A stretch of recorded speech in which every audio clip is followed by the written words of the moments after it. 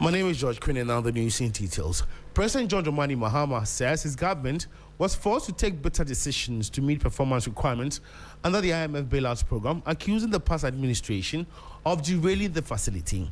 At a diaspora town hall meeting with Ghanaians in the UK, he also condemned recent actions by some African countries that defeat African unity. Here's a report by my colleague Christian Yale, all the way from London. The diaspora town hall meeting with Ghanaians living in the UK was to give Ghanaians here the opportunity to have a direct access to President Mahama to talk matters that relate to national development, their critical concerns, and what they need government to do to support them. The president, in addressing the crowd, indicated that government was forced to take necessary interventions under the IMF program, and he talked about what the current PCI would seek to do going forward. Unfortunately, after the fourth review, all the performance criteria from June the year before in 2024 had gone completely off track. And so the IMF program was completely derailed off track. The president also touched on recent xenophobic attacks. Under our first president, we pushed for African continental unity, and Ghana has been at the forefront of Pan-Africanism. And I must say that we have achieved our pride of place again at the forefront of Pan-Africanism. Finance Minister Dr. Kasiel Atuforsen says the country's economy is now at a better place. For the first time, Ghana's economy has crossed $100 billion United States dollars threshold, making it a fully fledged emerging economy. Ghana's economy is now ranked the 8th largest economy in the entire of Africa.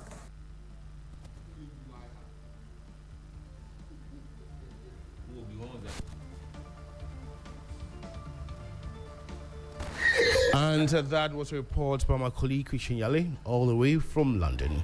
And now the Ghana Private Road Transport Union, GPRT, has downplayed any plans to increase transport fares by June 2. There were earlier reports of private commercial transport operators demanding a 20% fare hike, citing rising fuel prices and the escalating cost of vehicle spare parts. Godfred Abubri is the General Secretary of the Ghana Private Road Transport Union and has been providing some answers. The real issue is that the publication, if we look at it carefully, didn't have any particular officer who signed it.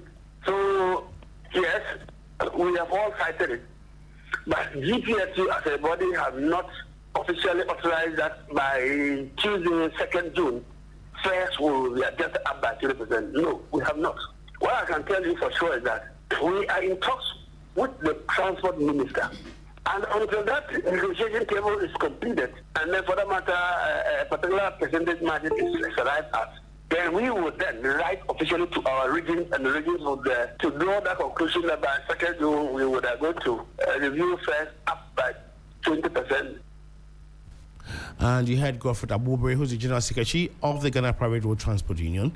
And if you're just tuning in, you are listening to the Morning News here on 3FM 92.7 with me, George Quinn. And now health workers at the Ghana Infectious Disease Center are preparing for simulation exercises aimed at testing the country's emergency response systems and readiness to manage suspected Ebola cases. This is Ghana's efforts aimed at increasing surveillance across the sub-region. There's more in this report.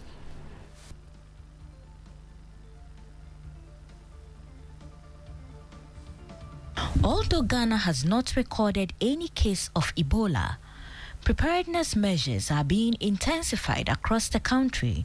The Minister for Health, together with officials from the World Health Organization, visited the Accra International Airport, the Noguchi Memorial Institute for Medical Research, and the Ghana Infectious Disease Center to assess the country's level of preparedness. The WHO representative to Ghana, Dr. Fiona Braka, urged the public to remain vigilant. Ebola is a serious disease. Currently, the strain we are dealing with does not have a vaccine or approved therapeutics. Health Minister Kwabena Mintah Akando, after inspecting the facilities, expressed optimism about Ghana's level of preparedness. All that we expect from you is to adhere to the precautionary measures. From today, there should not be any mass gathering. without a hand washing station from today. The medical director of the Ghana Infectious Disease Center, Dr. Oliver Kome, says health workers are motivated and ready to respond effectively. We will keep on doing simulation exercise until we think that we are very perfect.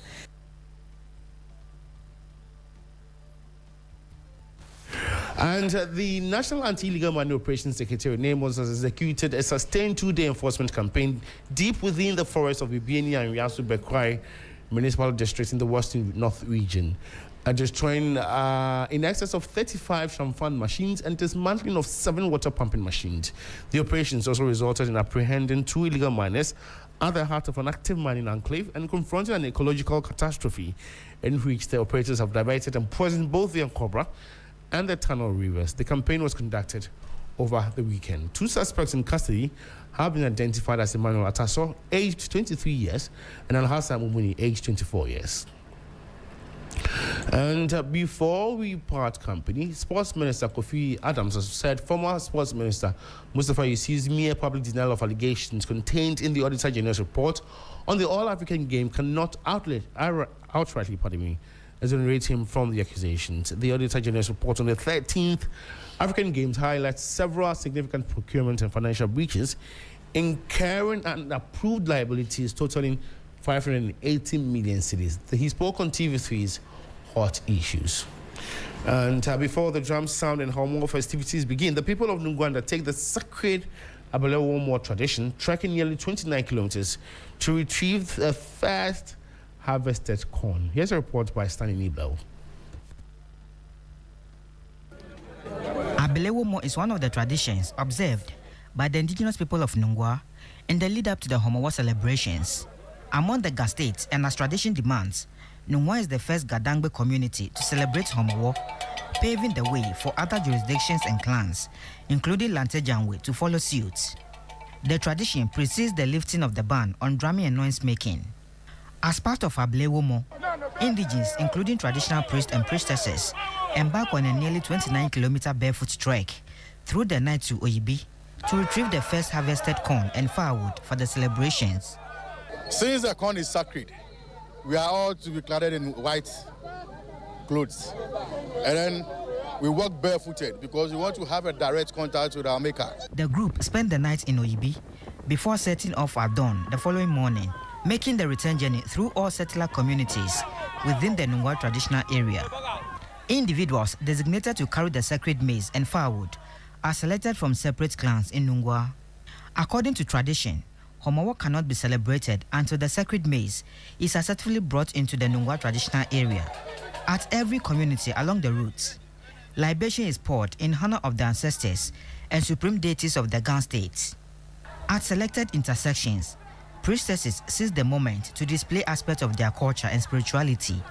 After nearly 6 hours of trekking, the procession arrives at the Nungwa Manjano, where Nadede Ayemwade welcomes the participants and offers them water for a successful journey.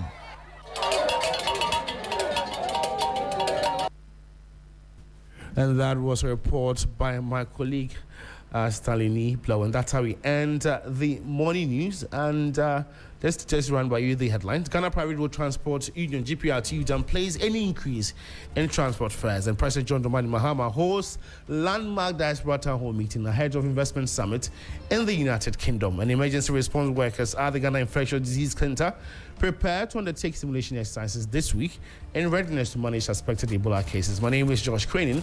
For more news updates, just log on to our website, it's 3news.com. So it's a pleasure coming your way. Enjoy your morning. 3FM 92.7 Urban Lifestyle Radio Station.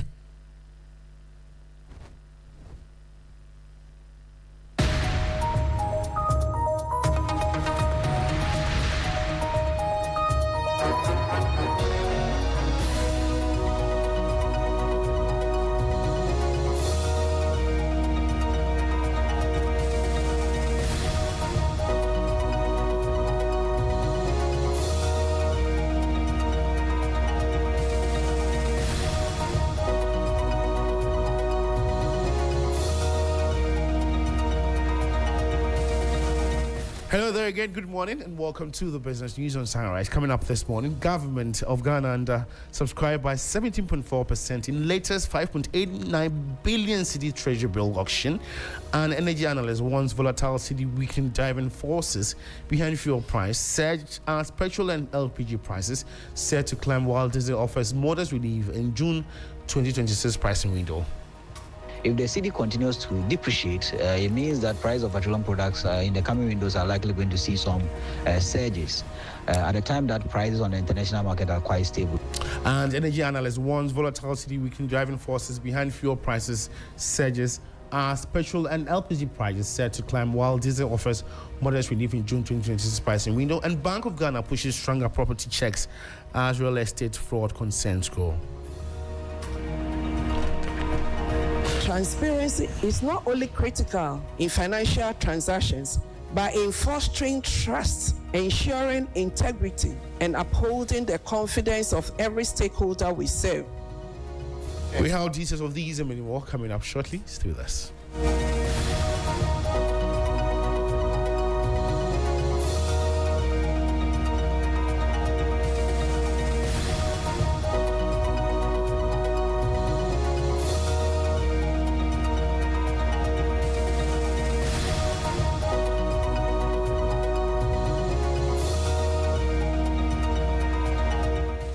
And now let's settle for the details of the stories. And Government of Ghana experienced its second consecutive week of under-subscription on the domestic market on May 29, 2026, failing to meet its short-term funding target as investor appetite remained muted. There's more in the following 3 Business News Desk report.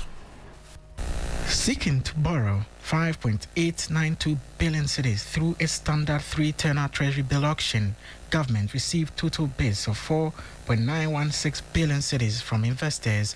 Of the offered amount, the state accepted 4.866 billion cedis. This follows a rare undersubscription the previous week on May 22, 2026, where government fell short of its 4.486 billion cedis target by 264.86 million cedis. At 5.90% deficit, the consecutive measures signal a tightening environment for the state's short-term domestic borrowing needs. For the 91-day bill, investors offered 3.368 billion cedis, with government taking 3.362 billion cedis at a yield of 4.99%. The 182-day bill received bids amounting to 749.67 million cedis, while government accepted 705.65 million cedis at an interest rate of 4.04%. The 356-day bill got 797.98 million cedis in bids, and government took 797.98 million cedis at a yield of 10.45%, while investors offered a subscription rate of 83.45%, leaving a 16.55% bid deficit. Government chose to drop some bids, predominantly in the 182-day tenor. This resulted in a final funding shortfall of 1.025 billion cedis, meaning government successfully secured only 82.60% of its intended target, a 17.40% undersubscription. And that was a 3 Business News Desk report on Government of Ghana undersubscribed by 17.4% in latest 5.89 billion city treasury bill auction. In more news this morning, and fuel consumers across Ghana face a highly mixed outlook for the first pricing window of June 2026 as the National Petroleum Authority (NPA) announced upward adjustments to the mandatory price floors for petrol and liquefied petroleum gas (LPG), offset by a minor drop in the cost of diesel. The Center for Environmental Management and Sustainable Energy (CEMSI) and the NPA attribute the volatile shifting trends to removal of domestic government industry pricing support on petrol, even as global crude oil benchmarks slightly softened in late May. As pump price for petrol is projected to go up by 4.20 to 6.20%, LPG by 0.59 to 2.24%, while diesel decreases by 1.65 to 2%. According to the NPA's latest pricing outlook, the regulated minimum retail floor for petrol will rise by 60 pesos to 15 cedis, 20 pesos per litre, up from 14 cedis, 60 pesos in late May. LPG users will also feel the pinch as its price floor takes upward by 32 pesos to hit 13 cedis, 48 pesos per kilogram. Diesel consumers will get a minor reprieve, with its floor price dropping by 32 pesos to settle at 15 cedis, 4 pesos per litre. These adjustments reflect shifting international market dynamics alongside a critical rollback of state interventions. To manage its fiscal space, the government recently removed a 36 pesos per litre subsidy on petrol and slashed its diesel price support from 2 cedis to 1 cedi, 7 pesos per litre. These revised relief measures are locked in for 2 pricing windows, after which they will be re-evaluated against global market conditions. The NPA emphasizes that these figures represent strict mandatory minimums for oil and LPG marketing companies.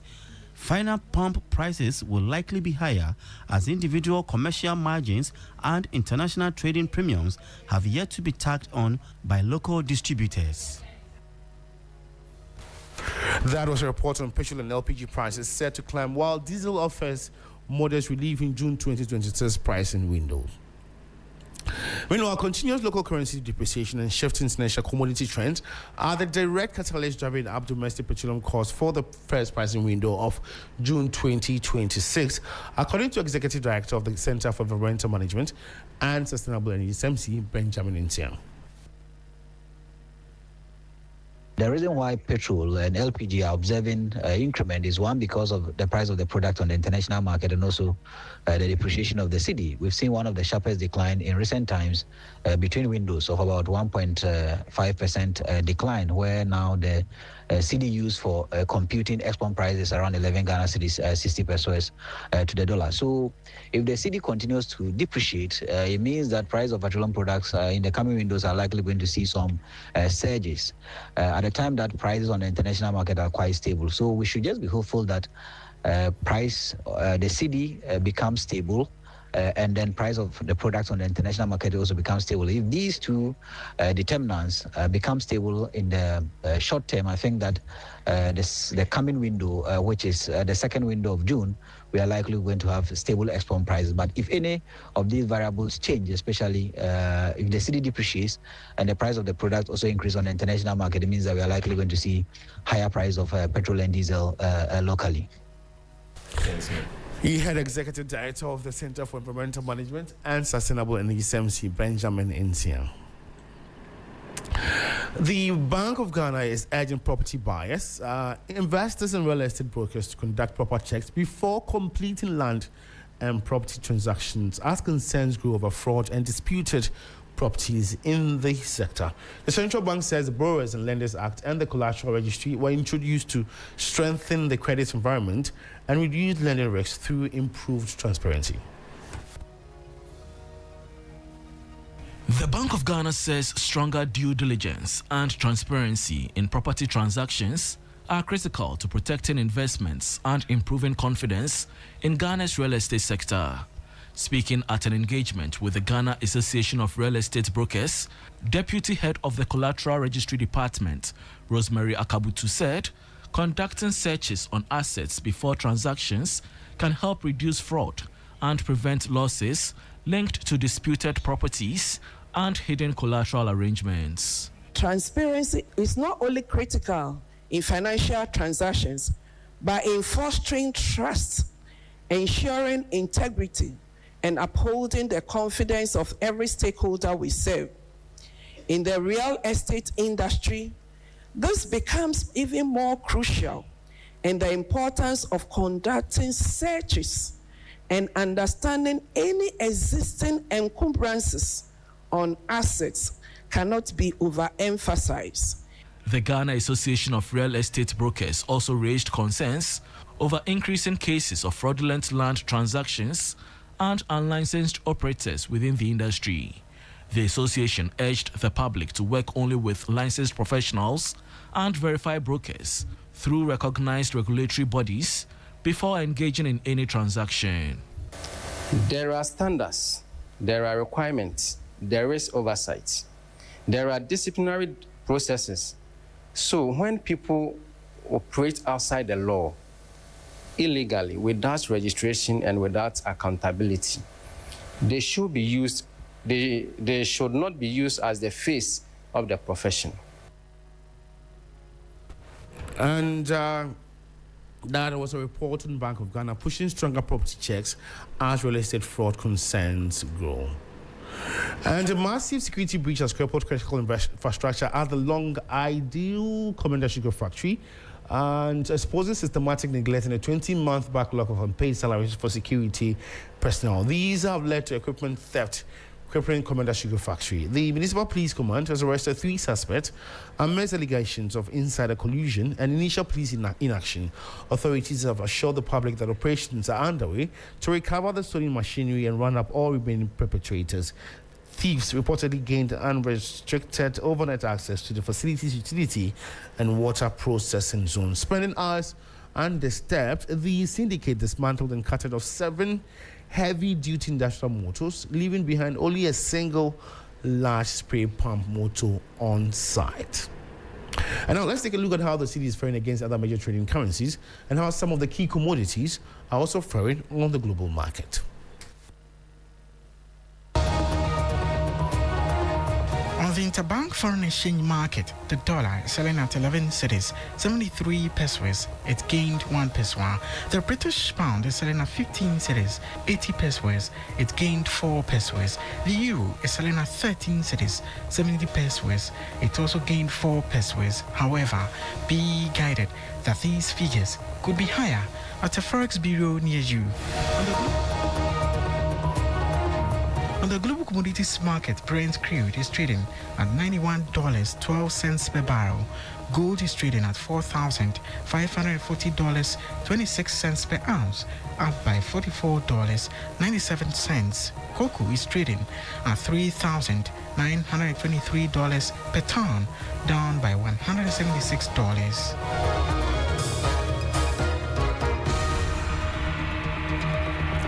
Well, on that note, we enter the business news. For more news updates, just log on to our website. It's 3news.com. In a world where you can be anything, just be kind.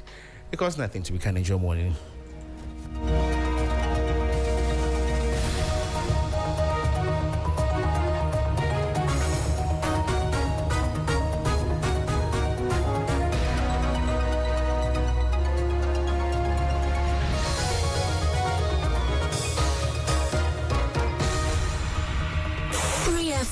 92.7 Urban Lifestyle Radio Station. 3FM Sunrise. 3FM Morning Show. 3FM 92.7. 3FM, your urban lifestyle radio.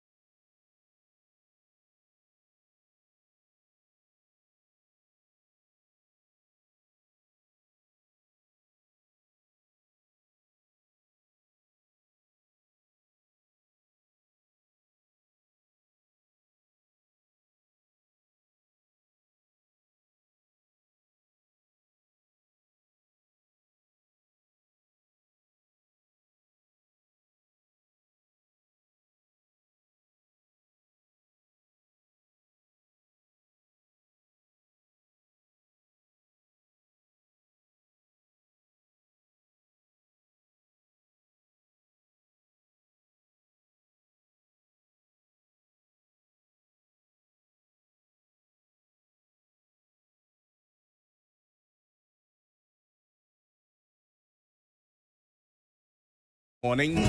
It is also the first day of June 2026. And just like that,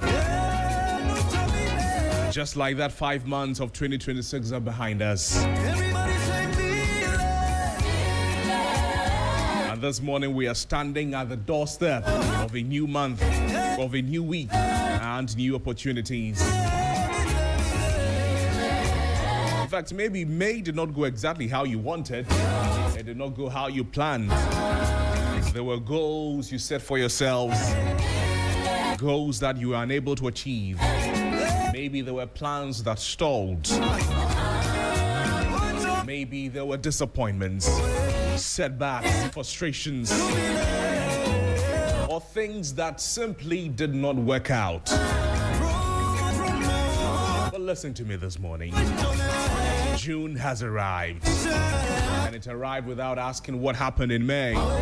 It simply says, here is another opportunity. What will you do with it?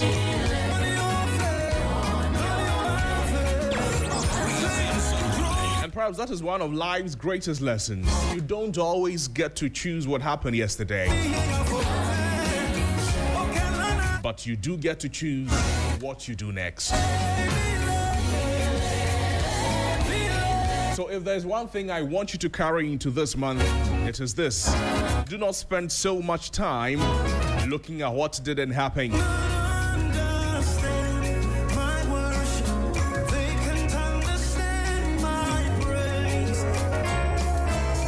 It's a new month. You should also know that a new month does not mathematically, in fact, it does not magically mean that problems will be solved just like that. But it gives you something powerful. A new month gives you something powerful. It gives you perspective, a reminder that time keeps moving, opportunities will keep coming, and the story is not over yet. So this morning, take a look at your goals. Dust off that plan, make that call, send that application, start that project, continue that journey.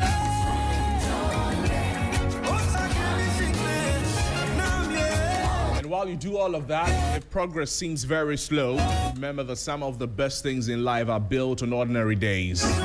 They are built one day at a time.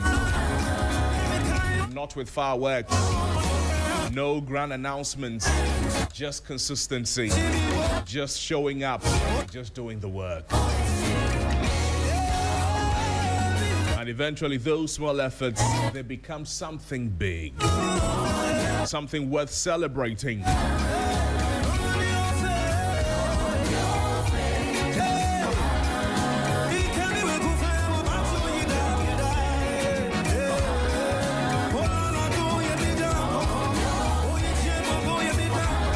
So as we begin this new week, as we begin this new month, we are beginning them together. Welcome to Sunrise on 3FM 92.7. Another opportunity to get informed, another opportunity to get engaged. Stay engaged and make sense of the stories shaping our country and the world. My name is Noble Crosby Annan. Good morning to you and welcome. Happy New Month. Welcome to June 2026. Come on.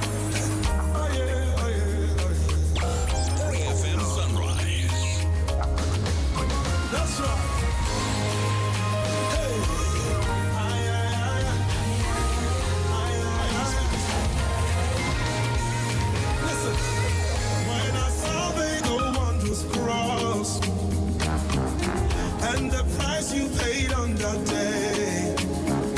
Come on, I count it all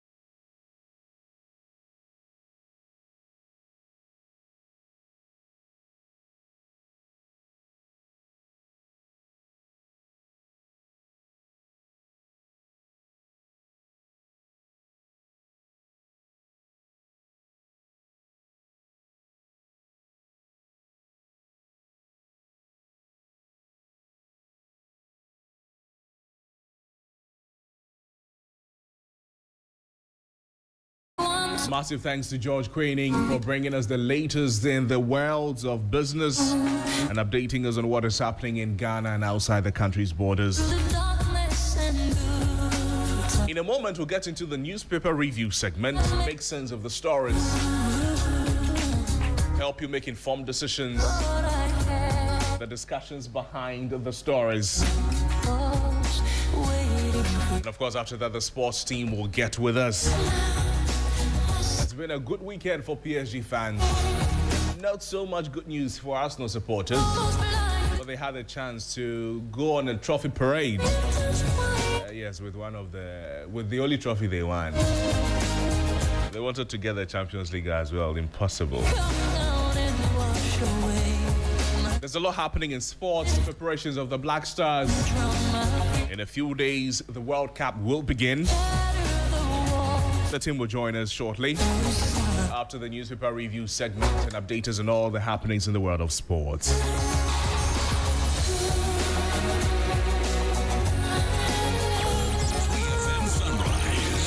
Our big conversations this morning, we're calling it principle or politics. Politics or principle.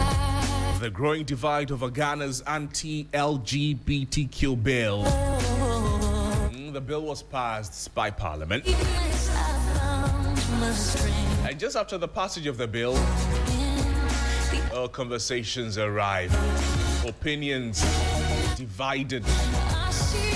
Some say this is a watered-down bill. Others say this is the same bill that former President Akufo-Addo did not sign.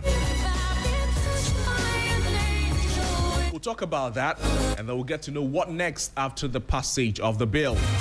What other steps we need to know? What more do we need to do? What fine-tuning do we need to do before this becomes law, if there's any?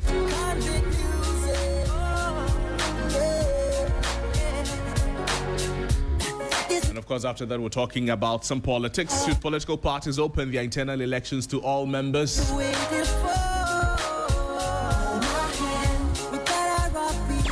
3FM Sunrise.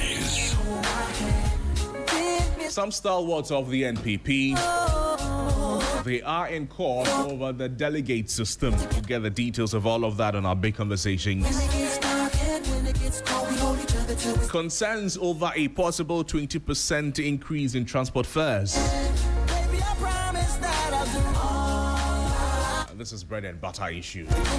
Brace yourself, maybe. So stay with us here on Sunrise on 3FM 92.7. We'll sink our teeth into these conversations.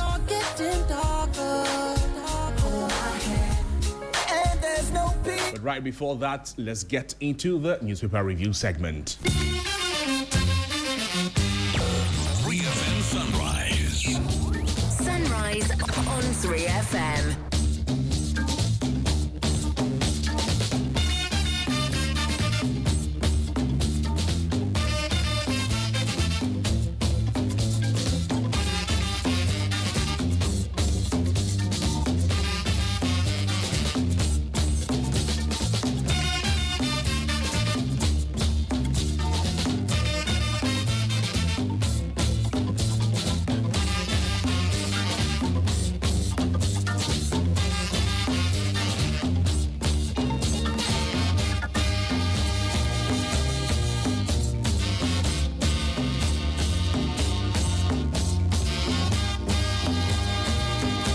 And the man, Johnnie Hughes, Johnnie Breastford Hughes is joining us for the newspaper review segment. Something, Crosby, good morning. Good morning, how are you, Senior? Something very important. It is on your mind, it is on your heart, it did not let you sleep. That we should be talking about Tell us. in a bit.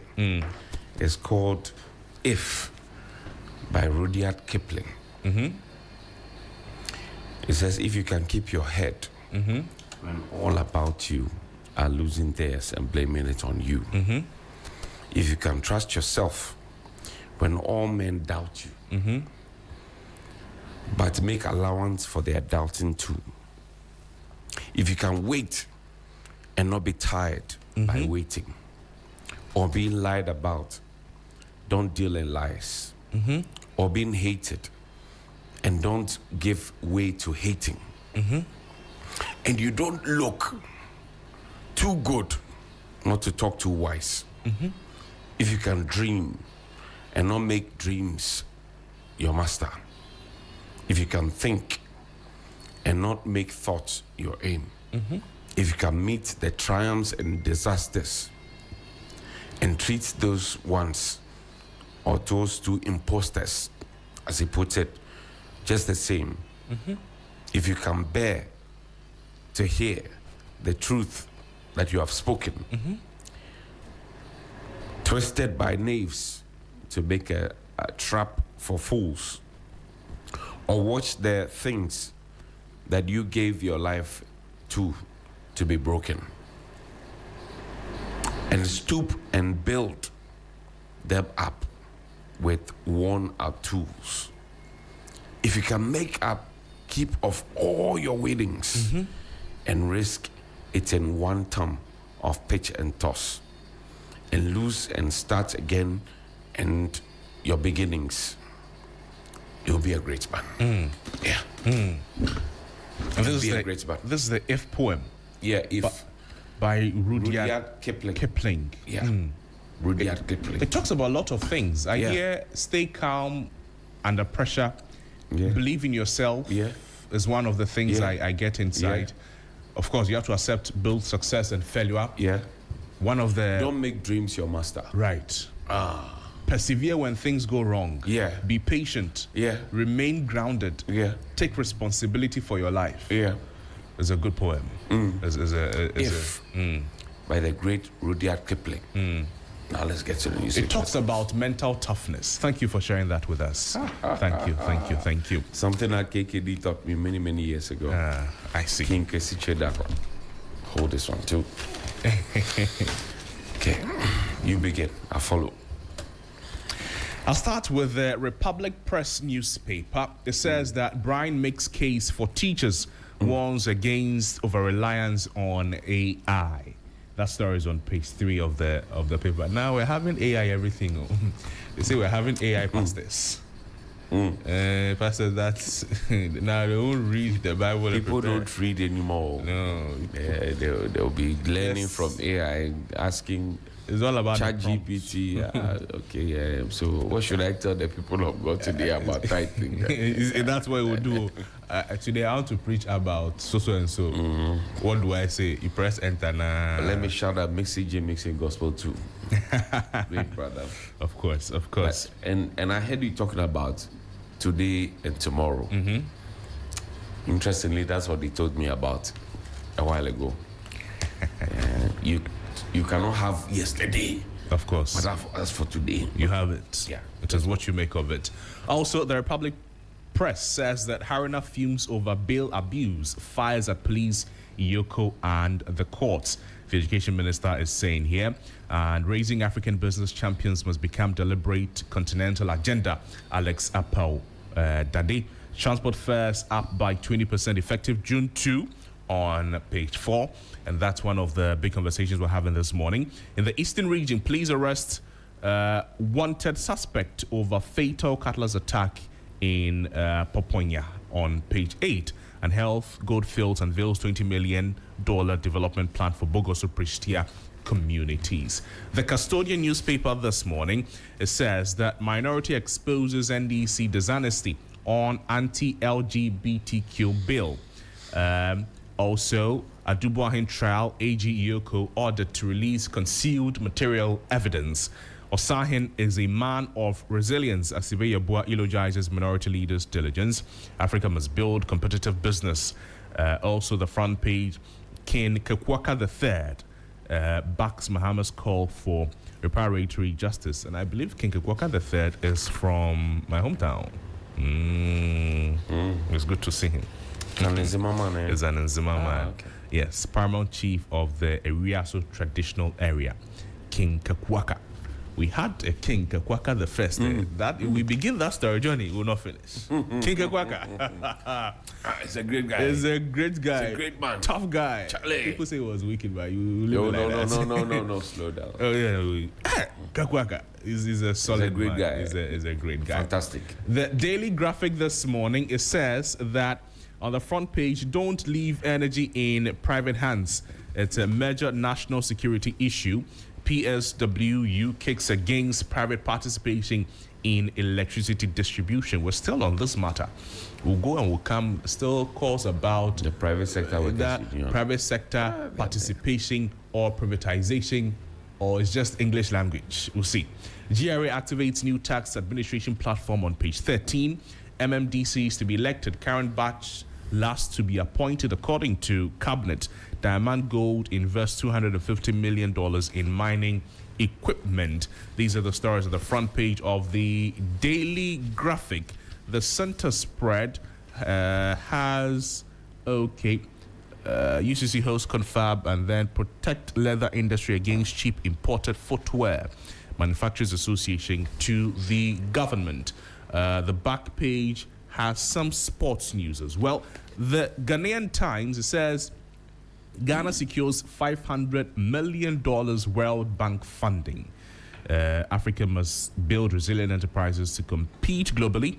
Also, Health Goodfields unveils $20 million community development plan. Saka Homes backs Get Fund initiative with 18.7 million cedis for Achimota School project.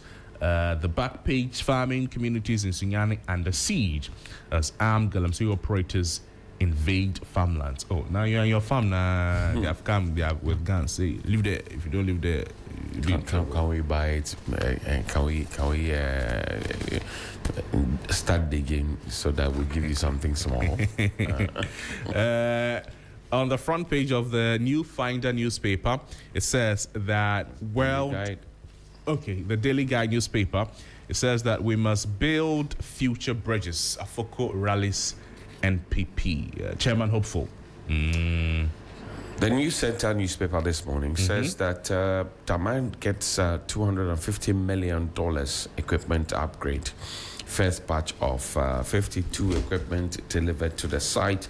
Also, we have 1,009 killed in 4 months in road crashes in 2026.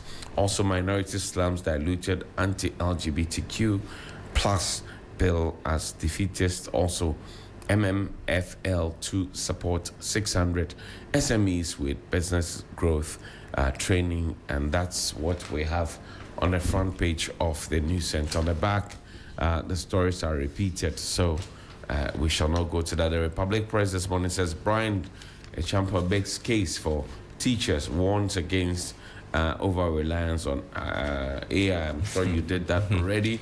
The Free Press, and I missed this one because growing up as a boy, I saw the Free Press, I saw the Voice newspaper, I saw the Chronicle.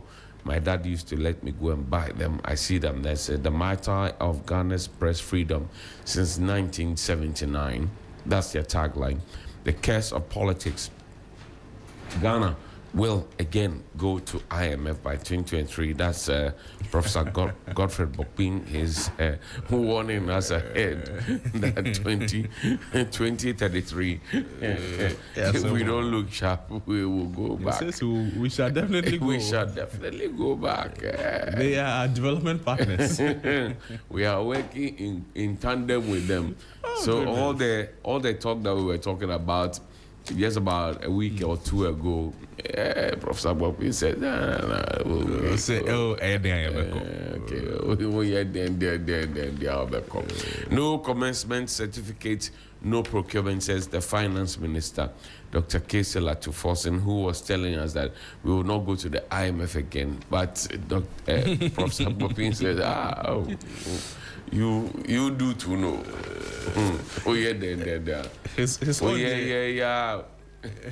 Even his own, there's some time space. You know what happened with former President Kufuor and then Mr. Foyaka? We will not go to the IMF. We are a proud nation. They send you notice that start engagement. So let's assume that you were Sambalat and I'm Tobias. That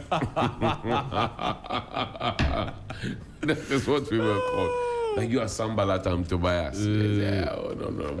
Why is Bopkin telling us we'll go to the IMF? But it's scaring us now because when we go to the IMF, the conditionalities, the job opportunities, everything gets missing. Can you imagine? So if you start the IMF conversation, people say that they wonder what made the first president, Dr. Nkrumah, say that the black man is capable of managing his own affairs.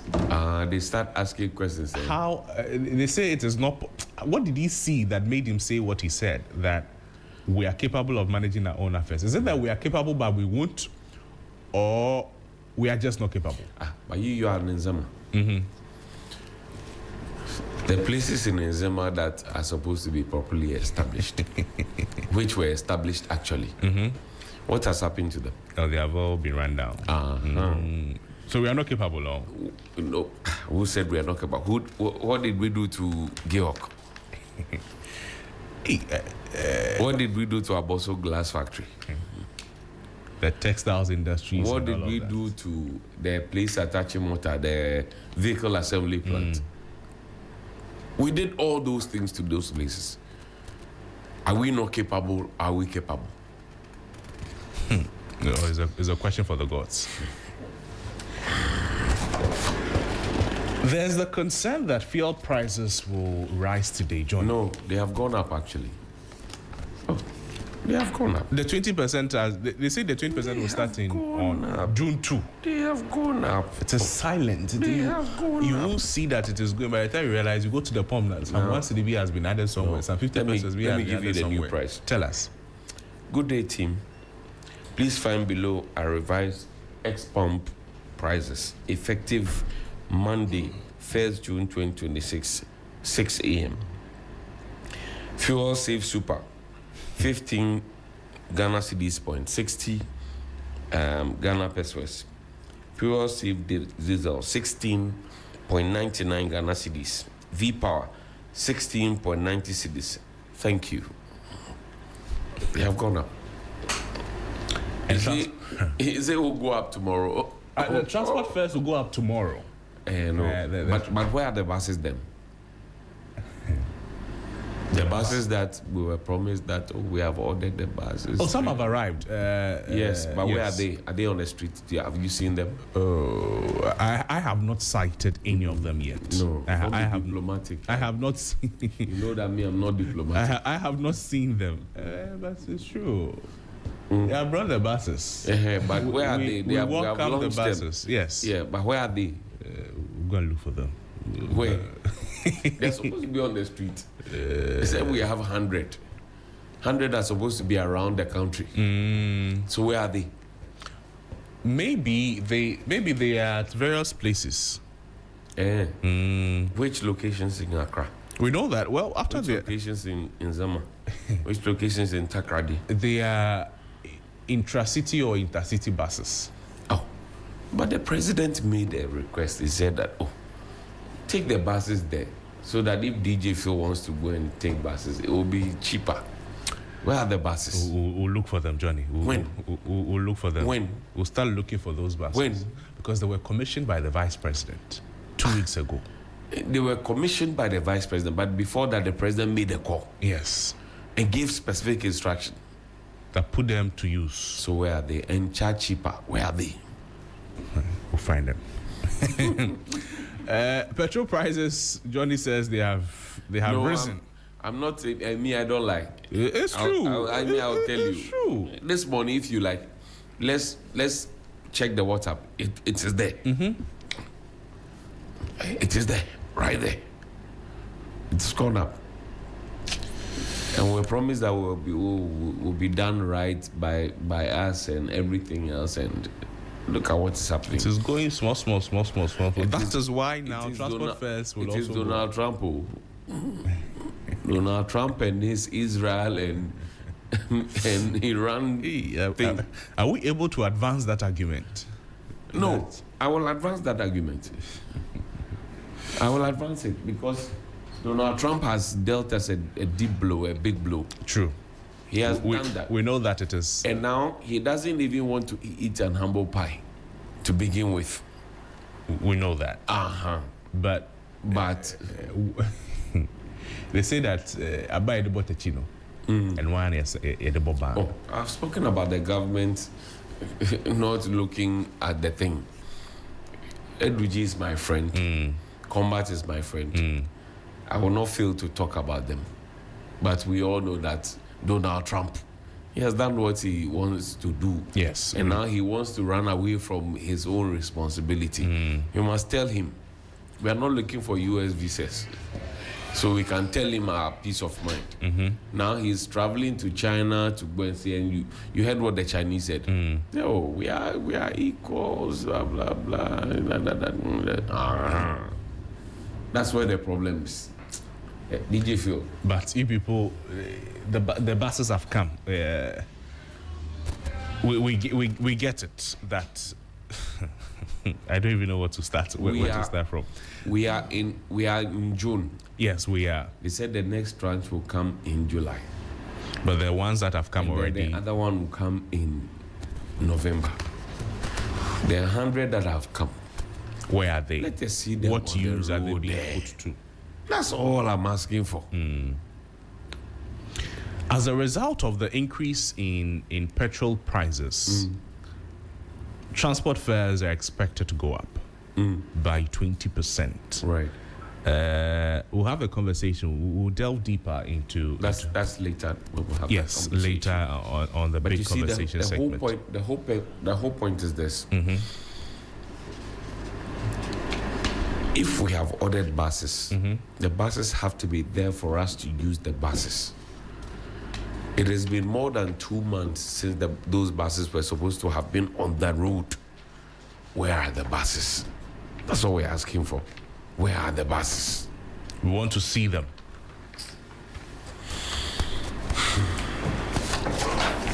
We want to see the buses. That's the conversation that's the crux of the matter, Johnny. Essentially, the buses have come now. Bring us the buses. Let us enjoy the buses on the road. As they are charging cheaper, as they are energy efficient, and blah, blah, blah, blah. We should feel the buses, the presence of the buses. But talking about the US-Iran thing, what I was referring to that was in relation to the impact of other global happenings on the Ghanaian economy in the past administration. I think that President Donald Trump is just being a spoiled adult. The war he started was not important.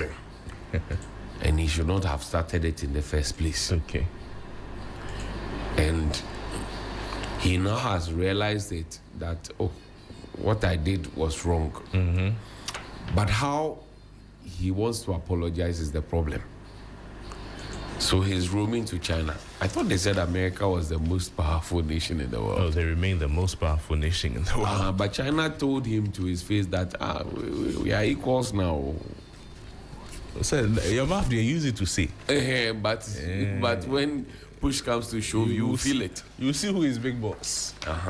So now he has to apologize, stop that war, and let us all have peace of mind. That's all. That's all. That's all. Look, what's happening now at Tamale Oil Refinery, the combat is working so hard to make sure that at least the oil that they dig from the Inzama place and all the Western region places will be very good.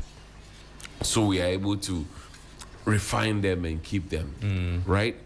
But then beyond that, what else is there? We are overly dependent. And that's where the problem is. We are overly dependent. Overly dependent as a country.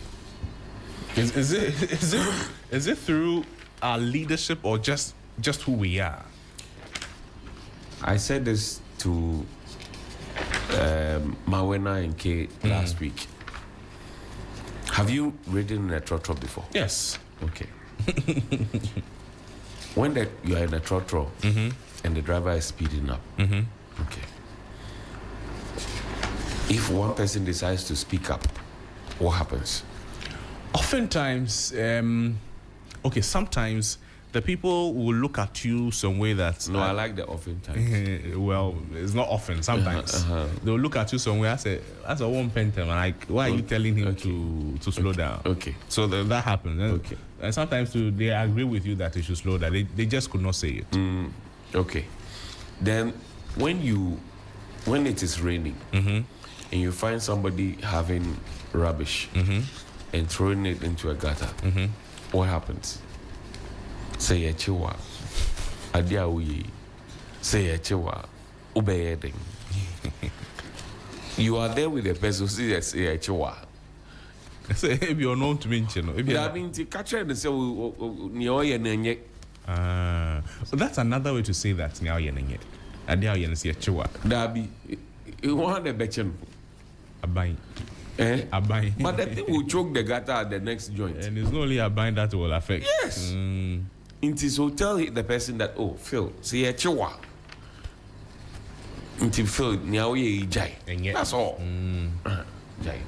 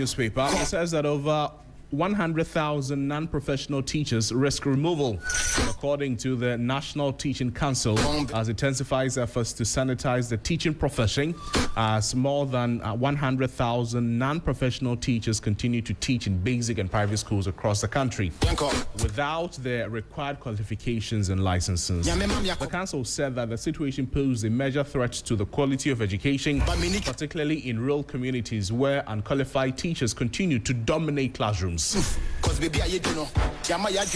the director in charge of teacher licensing at the NTC disclosed this during a special matriculation ceremony. According to him, a recent compliance exercise conducted in second cycle schools revealed that about 12,000 graduate teachers lack professional teaching certificates required for licensing. He warned that non-professional teachers who fail to regularize their status risk being removed from classrooms in the future. Well,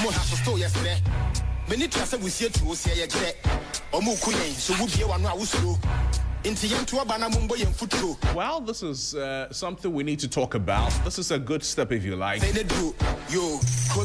We know that there are communities that need teachers.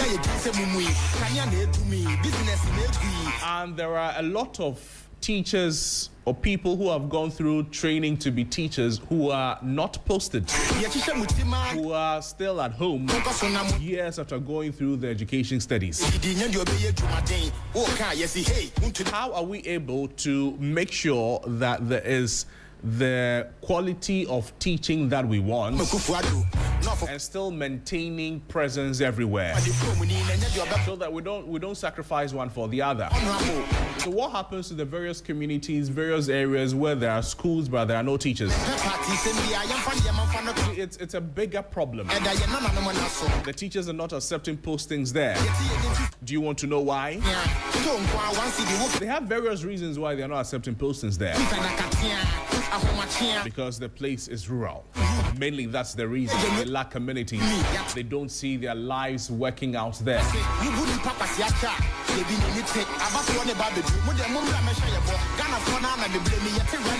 So instead of encouraging them to go to the various rural areas to go and teach, how about incentives? If that is too much to ask, fair enough. How about making the place habitable for them? So essentially we're talking about development here. If everywhere, if every community, if every school had a certain semblance of schools in urban communities, good roads, good water, enough furniture, enough teaching and learning materials, wouldn't it be easier for teachers to accept postings to these areas? High students of this country. Yeah, I know you love me. And wouldn't we be, improving on the ratio of teacher to students? I would have paid attention in class. And wouldn't we be able to employ a lot of the teachers already that we have who are not employed? If I go back to JS, then comes the issue or the conversation of also financial clearance from the finance ministry. Go back to school. So it's a whole cycle, it's a whole system, it's a whole value chain. But this is what the National Teaching Council is saying. They want to sanitize teaching profession. More than 100,000 non-professional teachers, they continue to teach in basic private schools across the country without the required qualifications and licenses. Because I would have studied hard enough to answer all the questions he asked me. So if these people go home because they don't have the license, which they should have, if they go home, what happens to the students? Are other students available to, other teachers available to step into their shoes? Ghana for you. That's what I used to think before, but now I know better.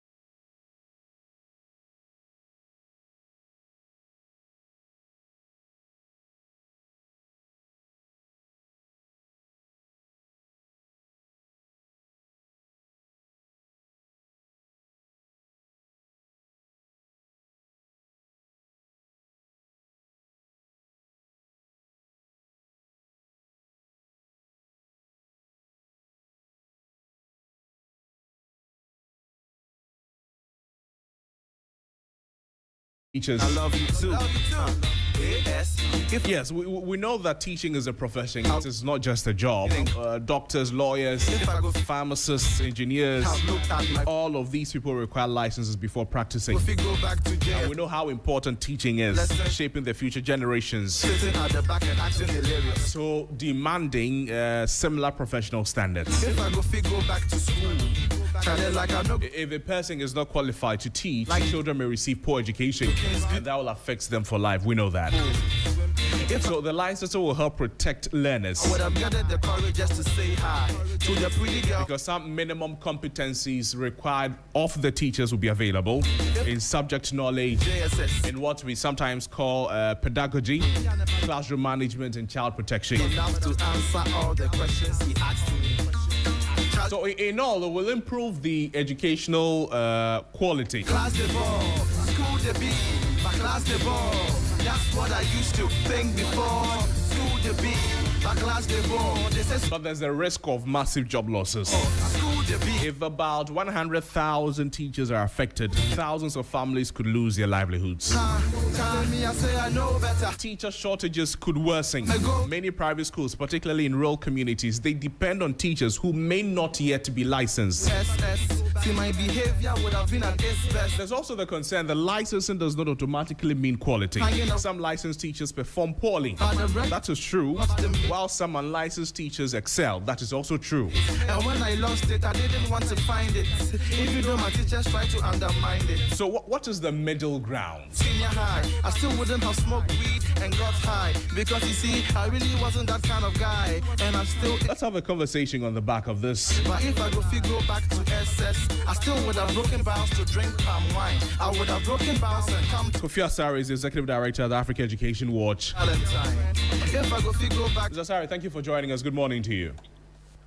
Morning, Chief. How are you? And you? Very well, thank you for asking. This morning, the NTC is telling us in the Daily Graphic that about 100,000 teachers who are teaching in various public basic schools, they risk losing their jobs.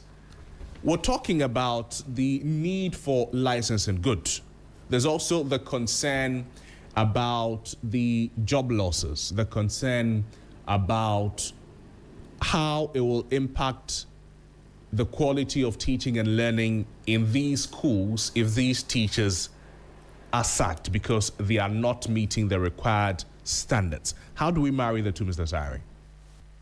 Well, there's a regulatory requirement at law through the Education Regulatory Bodies Law that the NCC, being the regulator of the profession, must ensure that everyone who is teaching in a Ghanaian classroom is licensed.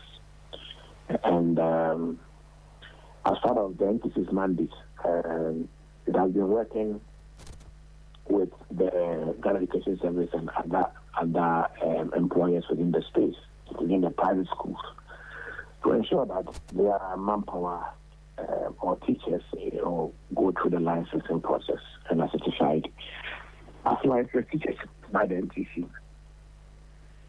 The license was introduced about 10 years ago, I think about 9 years ago.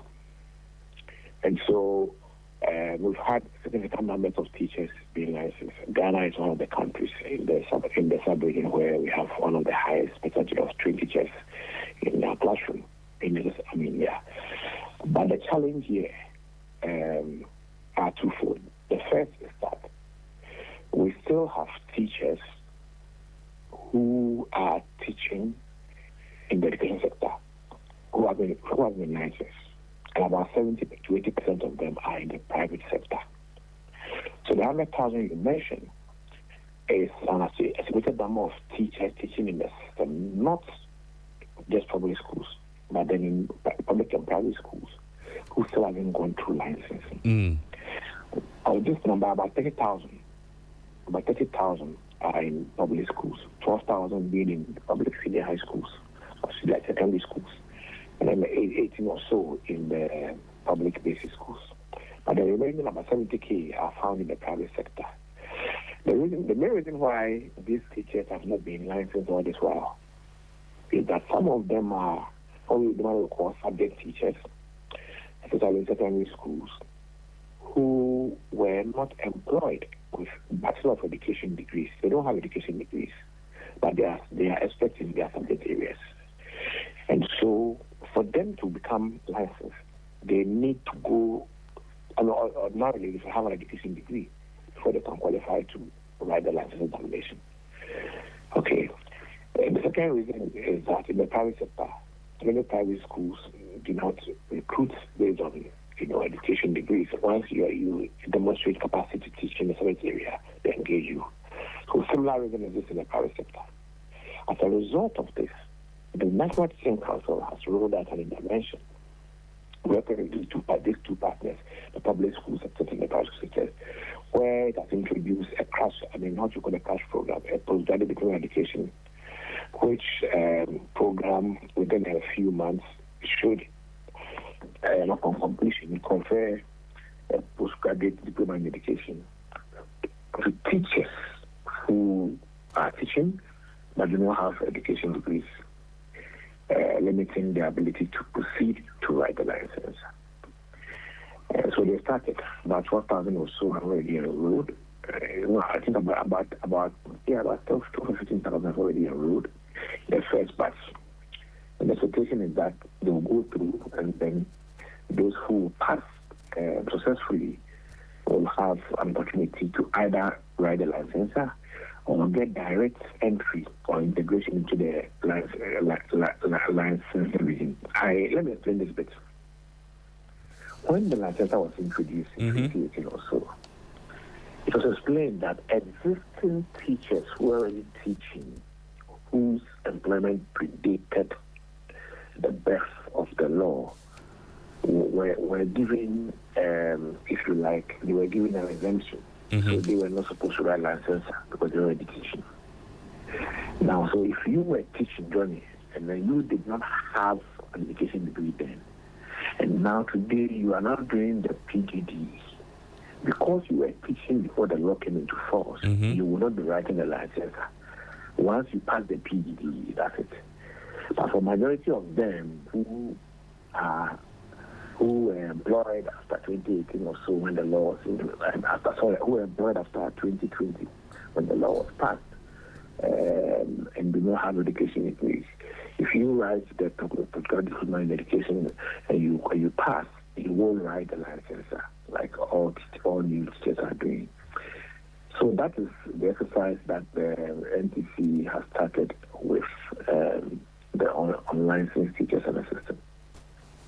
So, based on the concerns that many have expressed, if we're going back to what happens at various private basic schools, if these teachers are let go, they add up to the existing numbers of people who have gone through training to be teachers from the various institutions, and then these students, they are also left without teachers, or there are teachers who are licensed and who are at home. When it comes to the private sector, the issue is a very, very tricky one. On one side, and I'm going to be honest with you on this, the average private school does not have the capacity to pay market rates for a licensed teacher. Right. The average private school in Ghana doesn't have the capacity. The average private school teacher salary is about $100. That is almost half of what the average public licensed teacher salary is. And so, for us to assume that the private schools, once this enforcement is the enforcement is done, all private schools will have to strictly be allowed to put on the licensed teachers. Yes, that's how the law says. But how it is implemented is a conversation that I'm sure should have happened long ago. That given the capacity of our private schools, it's likely that even if they are compelled to hire licensed teachers, which is great because we must standardize the system, the teaching people should be ready to teach in those schools without taking the same salary. or taking rather taking the same salary as those who are taking the public space. That's right. So those conversations are very important to have, because we're at the point where we can no longer continue to give a moratorium to private schools as to when their teachers are going to be fully licensed. I see. Is there an agreement or a consensus that can be reached? Is there a middle ground somewhere? I think this will be a test case in the sense that we operate a free market in the labor front. Johnnie, if you establish a company, I wouldn't even go far. No one in Ghana can determine how much the media general should pay you, provided they are not paying you below the minimum wage. And so the same rule applies. Whether the person coming to look at media general was trained by University of Ghana or UDF, and has a license from wherever it is, no one can determine how much it should be paid, provided they are not being paid below the minimum wage. So that's how that's some of the challenges that we face. But the fact is that it's the private sector. Government is not determining how much private schools should charge as fees. It's the private sector.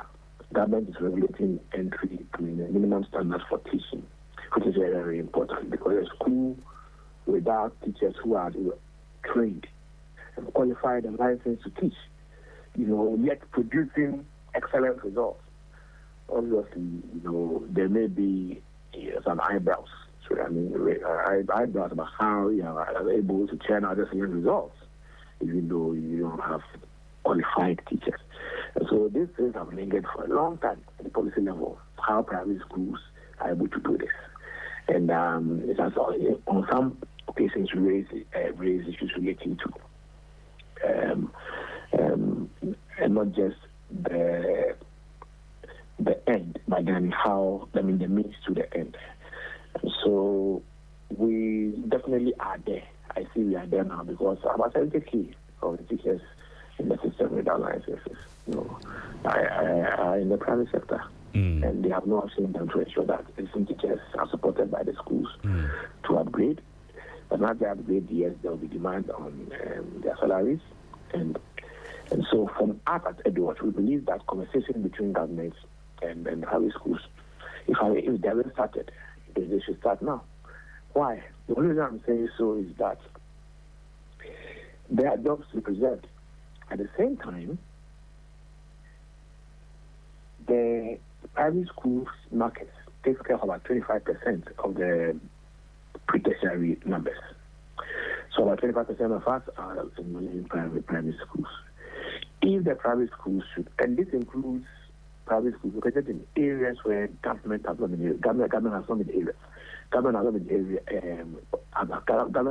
been forthcoming or able to provide public schools. So if you live in Adenta, and because there are only 19 schools in Adenta, consisting about only 8% of the schools in Adenta, the majority of the schools there, about 92 are private, and you are compelled to enroll your ward in a private school, it means that such a requirement will push private schools to obviously increase their fees so they're able to cover their running costs.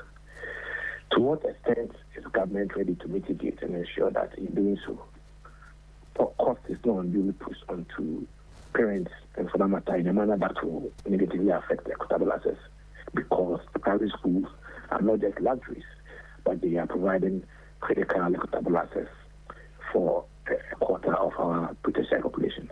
So those are the contexts that warrant, some level of discussion, with primary schools and all that. But all in all, it's a conversation that I think we haven't started hard enough, and which we should start. On our part, we will continue to demand accountability from the NTC, because the law says that NTC must ensure that only licensed teachers should be permitted to teach in our schools, and that there's a good reason for that law. And it must be enforced not only in the public schools, but also in our private schools. Mr. Sari, before you take leave of us this morning, you were warning that the TVET financing system is failing students. How?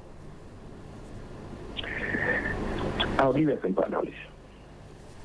Maybe two. One institutional one personal one. The personal one first. Okay, so prior to free senior high school, free TVET, we had free senior high school. In 2020, we added TVET to it. All we did was just add 100 cedis to the cost of free senior high school. So if government was paying 1,300 cedis per person under free senior high school, we added 1,000. Sorry, we added 100 cedis. So basically the equation was free TVET. TVET is equal to secondary education plus 100.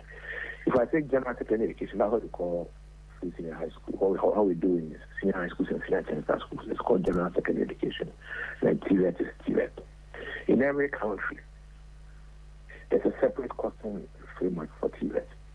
TVET is not general secondary education plus 100. TVET has a unique costing parameters because TVET is delivered on a practical-based system. And in Ghana, a competency-based training curriculum, which requires extensive practical engagement. And so we haven't costed TVET. The costing system in place does not reflect the ingredients required to produce quality, i.e., implement the sensitivity curriculum as a result. Even though our learners are supposed to have at least 20 practical sessions in an academic year in our secondary and our TVET schools, some are doing 6. Because out of about 6,000 CDs needed to do practical work every Friday in a TVET institution, let's say I did mechanical engineering, every Friday my practical, out of the 6,000 required for someone who is doing welding or mechanical engineering or catering, government is providing only 33 CDs. 33 CDs for the entire year as against an amount of 6,000 needed. So you realize that the huge gap in financing practical training and purchasing consumables made for sale is directly impacting the quality of training. And so people are completing TVET in schools, some of the TVET schools, but they don't have the relevant competencies. Last 2 years, I recommended a student who had completed a prominent TVET school in the Eastern region to a contractor for internship after his school.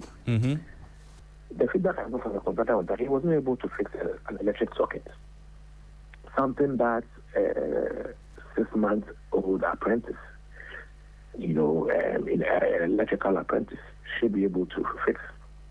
And when he interrogated the learner, obviously they did about 90% theory in school. But the reality is that you have a theory, dominated. You only have a theory-dominated TVET pedagogy, not curriculum. That's a curriculum, right? But the application. You only have that if it is poorly financed, poorly resourced, and the institutions have no option than to teach you what they have. The institutional one is, for example, University of Close Training in Europe, and where I was in Kumasi last week for the International Conference. I went to the mechanical engineering section. They are training in mechanical and bachelor's and master's in automechanical engineering. They are training teachers for our TVET schools, and they are training learners, professionals for the industry.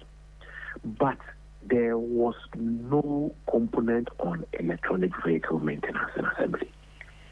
We all know that the future of auto mechanics is electronic vehicle.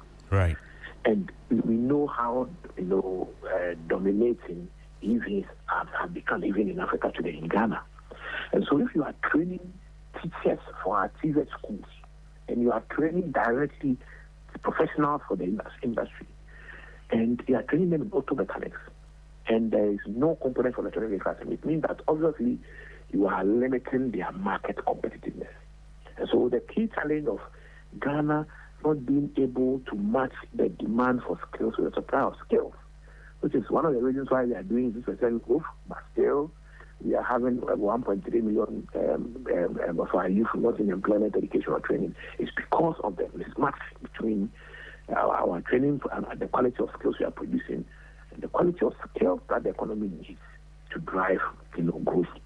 And so these are some of the things that are directly the result of poor financing. Financing that assumes that for instance, University of School Training, University should get perhaps the same amount of money or human resource that another university should get. Cognizant of the fact that this is a TVET university, they will require more money because of the way TVET is delivered. They will require more faculty support and all that. So we must have a purposive TVET financing framework that distinguishes the primary test from budget and financing, separate from general tertiary education, and at the secondary level to general secondary education, so that we don't have a one-size-fits-all financing mechanism that produces poor quality learners. So as it stands, if nothing changes, it's only a name that we have, but we're not putting our monies where our mouth is. Exactly. Something has changed. Johnnie, before you end, let me just say this, that I found that at Hughes said they had built a huge center for incubation. But the funds for personal center wasn't there. Basically, the center is supposed to support, if I learned mechanical engineering, bachelor's technology, or BS in engineering, that center is supposed to support me to frame up an idea or the process of ideation, incubation, and mentorship, so that when I complete school, I don't become one looking for jobs, but then I create my own jobs. So that center is supposed to support the transition from school to world of work by creating a job creators. But that center hasn't been funded by the public yet. And so there's a huge edifice, beautiful, supported by some different partners and then the school themselves. But they need money to run the incubation center, to engage more hands to provide the resourcing, to provide as resource persons, and then also provide startup support to students who are able to develop projects that are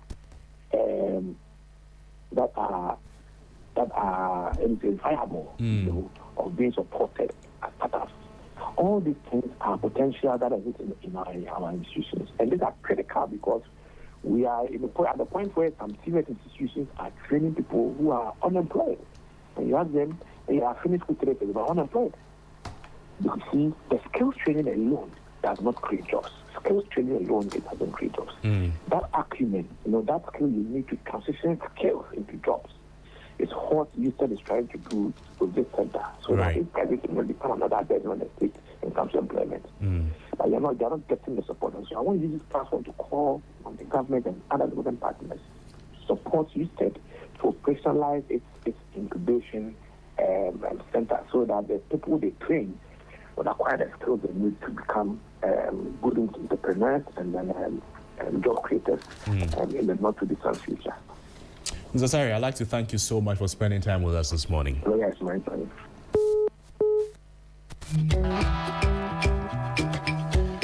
Kofi Asare is the Executive Director of Africa Education Watch, speaking to us on all that is happening in the educational space. From the threat of 100,000 teachers, unlicensed teachers who are teaching in various basic private schools,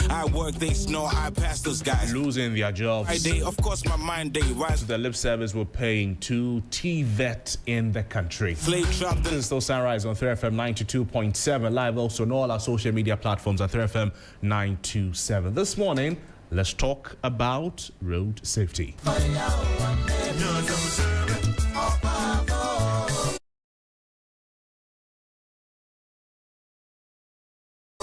It says that 1,009 killed in 4 months in road crashes in 2026. The number of people killed in road traffic crashes across Ghana recorded a marginal decline of 0.2% during the first 4 months of 2026, according to latest road crash statistics.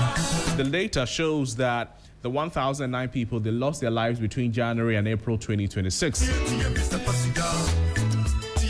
Compared with 1,011 deaths recorded during the same period in 2025, representing a reduction of only 2 fatalities. Only 2. They say that while the slight decline offers some encouragement, the overall road safety picture remains worrying as the number of crashes, vehicles involved, injuries and pedestrian knockdowns all increased during the period under review. So that is the story. That crashes increase, vehicles involved increase, injuries increase, pedestrian knockdowns all increase during the same period. And road safety experts say the figures highlight the persistent challenge of road traffic crashes in the country, despite ongoing public education campaigns and enforcement efforts.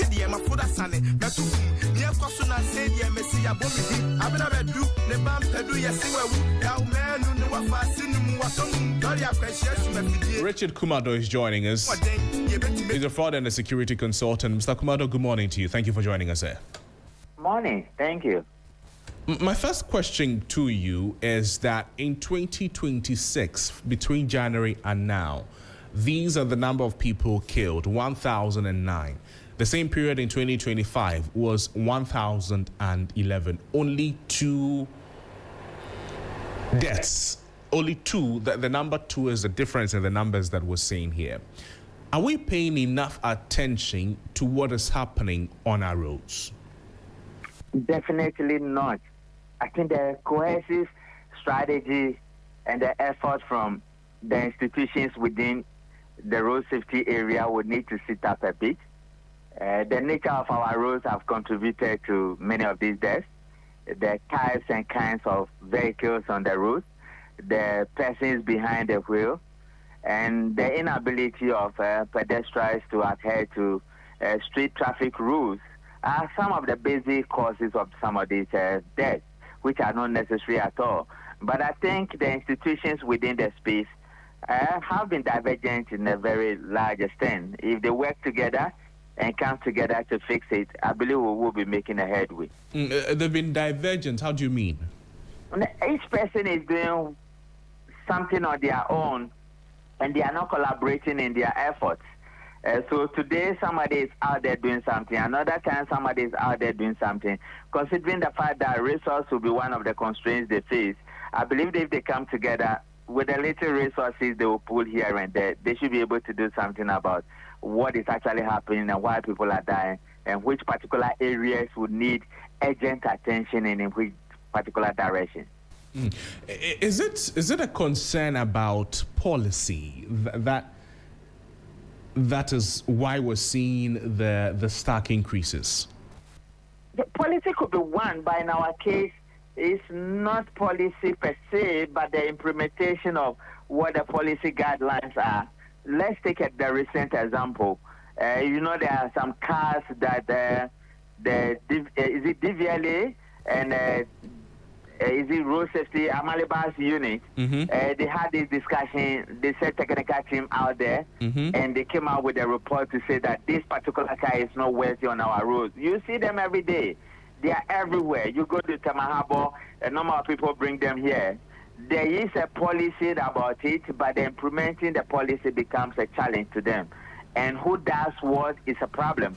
So once you have institutions within the road management area or safety area that are not liaising with the police to do exactly what is expected to do, then the police might be doing what law enforcement officers do, which has nothing to do with what DVLA would do or what road safety people would do. I think they would need to come together in that direction. And once a decision has been taken, all of them would need to ensure that they are implementing what their recommendations are to the letter. Other than that, we might be looking elsewhere. Why is the damage and why our people are being killed elsewhere? You see how much attention we pay to some other very disturbing development, of course. Galamsey, for instance, the national consensus, the national direction in fighting Galamsey. You see how the country was able to come together when COVID-19 was around, and some other, disturbing development, unfortunate instances or happenings in the country, some other menace that we deal with. Do you think that the approach, interest, and attention of the state itself to road safety is low, and that is why it is reflecting in the policy divergence, incoherency, inconsistencies we're seeing right now, contributing to the increase in the numbers. Definitely, I agree with you, but these are key state institutions that must lead the advocacy and that must lead the public education drive. So if the state institutions are they are not performing to the highest levels or the optimal levels, in making sure that they drive change positively in curtailing the menace of road safety and road accidents that is taking the lives of our people. Yeah, we can hold the central government responsible, but these are key institutions that must be held accountable for what they are doing right and for what they are not doing right. Then again, on the side of citizens, being aware and being abreast with what could constitute an accident, either by a motorbike or a bicycle or a car, I think the media has played a key role in that regard. But I agree with you largely. We need a national consensus where all of us will have to get involved and make sure that we educate our people, educate ourselves, and we all align ourselves to the standard procedures that will ensure safety and security of our people. Mr. Kumado, thank you. Thank you so much for your time with us on the program. Richard Kumado is a fraud and a security consultant helping us make sense and put some perspectives to this worrying development we're seeing on our roads.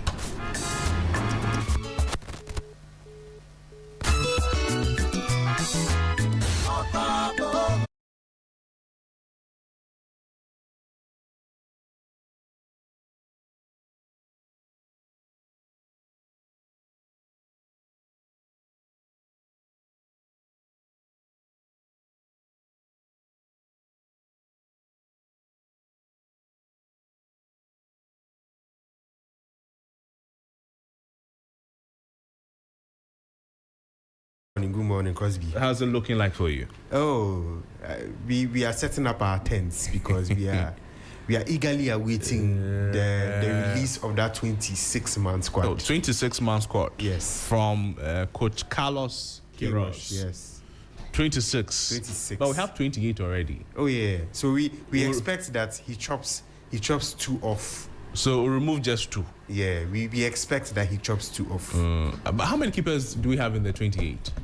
It's 5. 5. Yes. So 28 minus 2 is 26. But do we need? Does any country take 5 goalkeepers to a tournament? No, the maximum you can take is 4. It's 4. Yes. But the regular is 3. Yes. So that we can remove 2. We can remove 2. And we'll be left with 26. Yes. And we'll have the squad already. We have the squad. And Joseph Pencil will still not be part.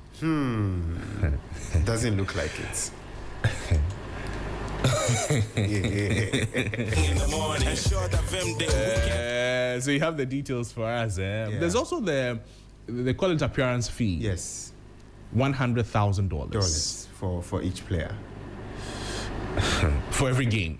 No. I mean, for the entire tournament. For the entire tournament. Yes. But if you win a game, there's something else you get. There's a winning bonus. Winning bonus you get. 100,000. Yes.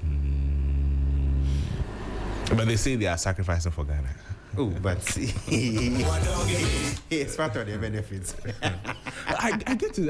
I don't have a problem with it, but don't come and say I sacrifice. You don't sacrifice. You are going to play World Cup. Yes, you are exposed to injuries and blah blah blah blah blah blah blah blah blah blah.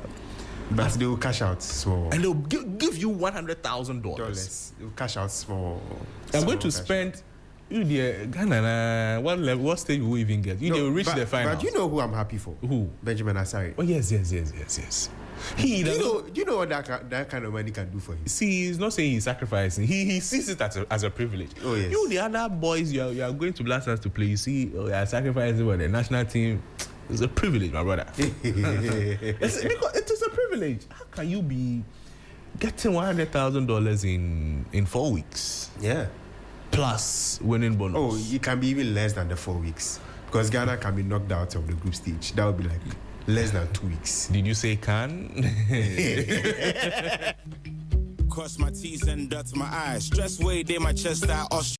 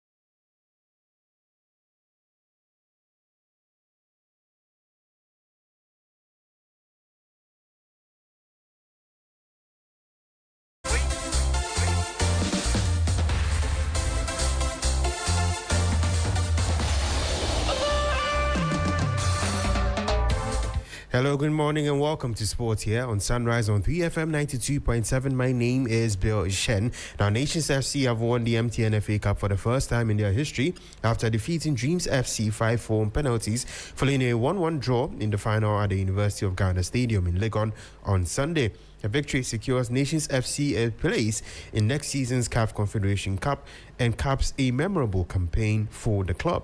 The Cup success provides a significant boost for Nations after a disappointing league campaign that ended in relegation. We needed to compensate the management and also our fans. So yes, we decided, people might write us off because maybe we are down, but then we were resolved. I mean, everybody, the boys who could see this time around, they had it. They felt we have won already, even though we haven't played the game. So for me, everybody was they all determined to play for this game. That was Paul Manson, the head coach of Nations FC. Meanwhile, his opposite number, Winfred Dorman, said his side's performance was great, but luck eluded them. It's one of those things, okay? I mean, football, sometimes, this moment happens, and as a coach, you need to be strong to be able to manage, this difficult moment. But having said that, I think it was a very difficult game. First 10, 15 minutes, we were in control, but then the game switched, and we were making some individual errors in defense, and they punished us from a set piece. And I think our attitude was great. We responded by scoring a very brilliant goal. Then we went into the break. We kept pushing, and we finished the first 90 minutes 1-1. So the game, per the rules, the game, progressed into extra time, 50 minutes times 2, which we controlled very well. I wanted us to win the game in consolation time because, penalty is 50-50. Now, having said that, we went into the penalty kicks. I think we started very well. We got some momentum, and then, we lost it. Sometimes your best players miss it. Like Suraj, he has been an amazing player this season, but again, he missed this penalty. So I went into the dressing room, I commended them, and I told them that they should keep their heads up, still believe. That was Winfred Dorman, the head coach of Dreams FC. Let's now do some national team football because the Black Stars head coach Carlos Queiroz is expected to name Ghana's official squad for the 2026 FIFA World Cup today, as FIFA's deadline for qualifying nations comes into effect on June 1st. The senior national team has been in camp in Cardiff since last week with a provisional 28-man squad undergoing final preparations ahead of the global tournament, which will be staged across the United States, Canada and Mexico. Now, still on the Black Stars, the players selected for Ghana's final squad for the 2026 FIFA World Cup would each receive an appearance fee of $100,000. Sports and Recreation Minister Kofi Adams has confirmed. The minister disclosed the figure during an interview with TV3 and the speculation over whether the payment structure would be reviewed ahead of the tournament in Canada, Mexico and the United States. It varies. Since the 2006, I think they were given, was it $50,000 or $80,000 for appearance. It has then it went up to 120 at a point, and it came back to 100. It has been pegged at that 100 for quite some time. So this year, appearance, yeah, it's the same thing. This year is $100,000. We haven't changed. We haven't changed it. Some say because the CD has become stronger, we should increase and we said no, we're not going to do so. If the CD had become weaker, would you have said that, okay, as a result of that, you should reduce the dollar so it gives you the same CD amount? You won't say so. So if the CD has become strong, we commend government for making sure that our currency is strong, and you would continue to take what it is that you take, the CD equivalent of what you are supposed to take. That was Kofi Adams speaking there. Moving on, President John Dramani Mahama has ruled out any government-funded mass travel for Ghanaian supporters to the 2026 FIFA World Cup, describing the estimated cost of nearly $11,000 per fan as unsustainable under current economic conditions. While speaking at a diaspora town hall meeting in London on Sunday, May 31st, The president said the financial demands of fully sponsoring fans covering travel, accommodation, feeding, and match tickets make the arrangements impractical. It will be difficult to take our supporters from other domain. We are restricted because of the nature of this particular World Cup. It's being held in 3 countries, and we're playing our first match in Canada, and then moving to Boston, from Boston to Philadelphia, and the cost of transporting, feeding, accommodating each supporter is, beyond our means.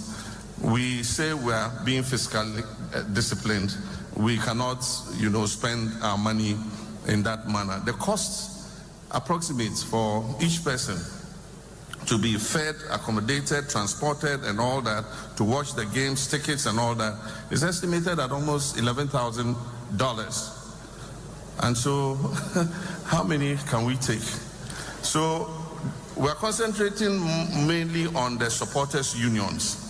They have a tradition of following the team to different places. They've been here to the UK, they've been to Germany, and they are registered members of the supporters' union. But what we're doing is we are procuring tickets for Ghanaians in the diaspora who want to attend the games. And so if you want to attend the game, you will get a ticket to attend the game. And so we have organized our chapters, our Ghanaian citizens in Boston, in Philadelphia, in Canada. And so the tickets that we have purchased, we would give to them to be able to watch the match. If any of you want to travel across and get tickets, I think that there's a way we can manage for you to get tickets to watch the games. That was President John Dramani Mahama speaking. Now, Black Stars winger Ernest Nuama has admitted that Ghana faces a difficult task at the 2026 FIFA World Cup, but believes hard work and dedication can see the team achieve something special. Now, speaking from the camp in Cardiff ahead of the friendly against Wales, the 22-year-old acknowledged the magnitude of the challenge and awaiting the Black Stars in North America. The challenge is going to be tough, and I know the challenge ahead is not going to be easy, but with hard work and dedication, we are going to achieve something. And with all my teammates, we really going to work hard. We really want to give it all for the nation, for the flag. And to Ghanaian fans, I just want to say thank you to everyone for your support, for your prayers. It hasn't been easy for me getting an injury. I've worked really hard to get to this point, and I can't wait to give my all. I can't wait to help this country to achieve what we can achieve together as a group. And I know it's not going to be easy, but with all your prayers, we can do something this time. That was Ernest Nuama, Black Stars winger, speaking. Our communications director of the Ghana Football Association, Henry Asante Chum, has defended the decision to leave out Derek Cohn from the Black Stars provisional squad for the 2026 FIFA World Cup. The Ghanaian who recently switched nationality was omitted from head coach Carlos Queiroz's 28-man list, a decision that has triggered debate among supporters and sections of the media. Now, speaking to 3 Sports, Asante Chum cleared the air that his admission was not based on issues regarding his switch. Editorial policy of FIFA, so I will not be able to speak to that issue. What I know is that we've gone through the process and gotten the job done. Whether they publish or not publish, that's not really our business. There was a responsibility for us to ensure that the processes are followed, which we respected. Cohn is not the first player who has switched nationality. It started many years ago, from the Charles Whittles to the Tony Buffles to a whole lot of players who switched nationality. And we are blessed to have someone like Alex Asante with institutional memory and knowing and understanding the processes that lead to player switch. I wouldn't want to dwell on this matter. Cohn's issue is not about nationality switch. It's about the decision of the coach. The players he wanted in camp are those who are in camp. That was Henry Asante Chum, the Communications Director of the Ghana Football Association. Let's head to Europe now, where Paris Saint-Germain claimed back-to-back Champions League triumphs with a 4-3 shootout win over Arsenal following a 1-1 draw after extra time on Saturday, with Eberechi Eze and Gabriel missing from the spot. Mikel Arteta's Premier League champions showed great resilience to take the game beyond 120 minutes in Budapest, but fell to a second final defeat 20 years after their first against Barcelona in 2006. Luis Enrique's side become only the second, besides Real Madrid, to win the competition in consecutive years in the Champions League era. Of course, unbelievable. I speak with my assistant manager, Rafael Paul, and I said, do you think we are going to win again? And it was like that. And I think when you put all your energy and you try to give your players and the team the best energy that you can, okay. It doesn't matter about the result. I think we deserve both teams to win that trophy. But if I look at the whole season, I think we are a little bit in advance because we suffer a lot during this competition. We played against the strong teams in Europe, and we deserve to win this trophy.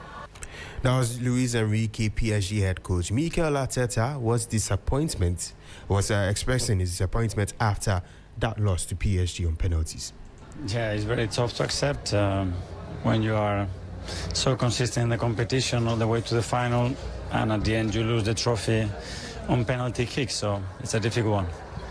In the game itself, there was a moment in extra time, the penalty shout on Noni Madueke. Do you think that should have been a penalty? I watch it back and it can easily be a penalty, especially we see the penalty that they give me in the competition this season. The referees made that decision. He made a different one on the penalty with Mosquera, and yeah, that's an important one. That was Mikel Arteta speaking. Bringing an end to sports here on Sunrise on 3FM 92.7. My name is Bill Ishen. We'll see you same time tomorrow with more updates from the camp of the Black Stars and more. But until then, have a great morning.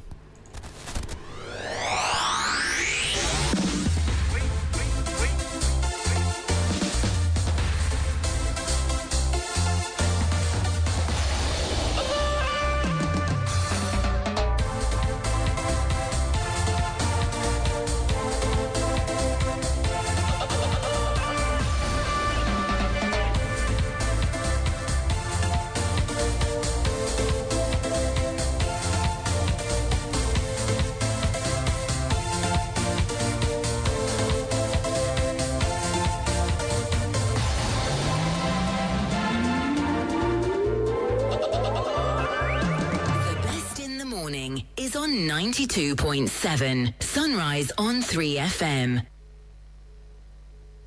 In an era where the business environment is constantly changing, the need for accounting and finance professionals who can guide and lead organizations to sustainable success is critical. The good news is, CIMA's CGMA designation, held by over 150,000 professionals globally, delivers the skills, competencies, and mindsets that employers require.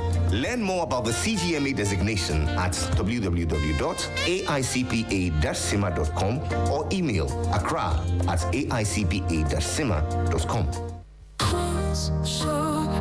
Protect yourself from germs and bacteria with confidence. Cleanse hand soap effectively kills 99.9% of germs with every use. Perfect for all your hand washing moments throughout the day. Available in a variety of variants and delightful flavors. Choose Cleanse for yourself, your family, and friends. Make Cleanse your daily essential. The GC brand. It's all about you. This advert is FDA approved. Let's clean soap, clean. Come, let's go to the market. We have to buy everything for you before you go to SHS. Mommy, please, all that stress, going around the market and carrying heavy things. My friends will see me sweating like this. They have already registered for their EduPack. I don't want to be left out. Registered for EduPack? Yes, EduPark, a Ghana Education Service approved and supported initiative for all first years going to SHS by Prospectus Ghana Limited. Now you don't need to go to the market. All the trunk, mattress, pillow, and plastic chop box are already waiting for your child at school. Daddy, so what do we do? We shall register you by dialing *713*821# following the prompts. Or you can visit www.eduparkgh.com and tap register. You can also register at any ADB branch near you at a very affordable price. EduPark, approved and supported by GES. 3FM Sunrise. 3FM Sunrise. 3FM Morning Show. 3FM 92.7. 3FM, your urban lifestyle radio. 3FM Sunrise. 3FM Morning Show. 3FM 92.7. It's on 3FM 92.7. Live also on all our social media platforms at 3FM 927.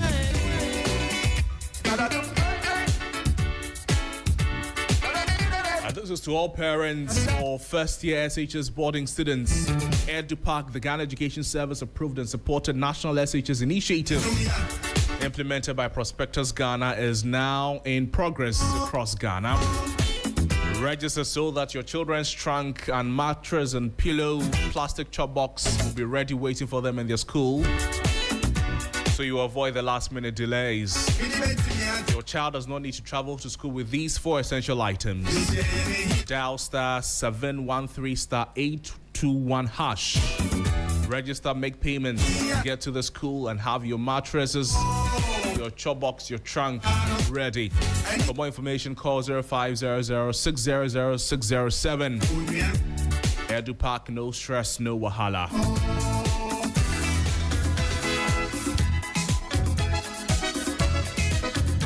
Also this morning, the Money Summit 2026. The Business and Financial Times, in partnership with EcoBank Ghana, proudly presents the 6th edition of the Money Summit 2026, Ghana's premier finance and leadership and policy dialogue platform. Bringing together regulators, financial institutions, investors, development partners, policymakers and private sector leaders to discuss practical solutions.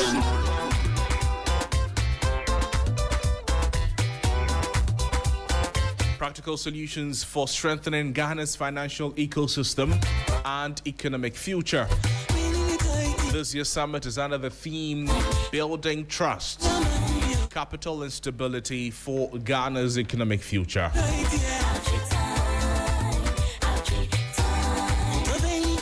And the summit is scheduled as follows. Date Tuesday, 2nd June 2026.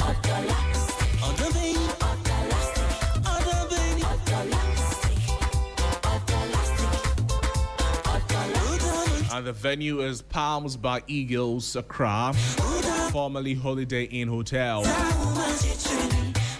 The time is 9 a.m. prompt. The Money Summit 2026 will feature high-level discussions on financial stability and systemic resilience, mobilizing long-term capital for growth and enterprise, commodity-backed financing, and economic transformation, deepening financial inclusion through rural banking, digital innovation, and trust in financial systems, SME financing and investment opportunities.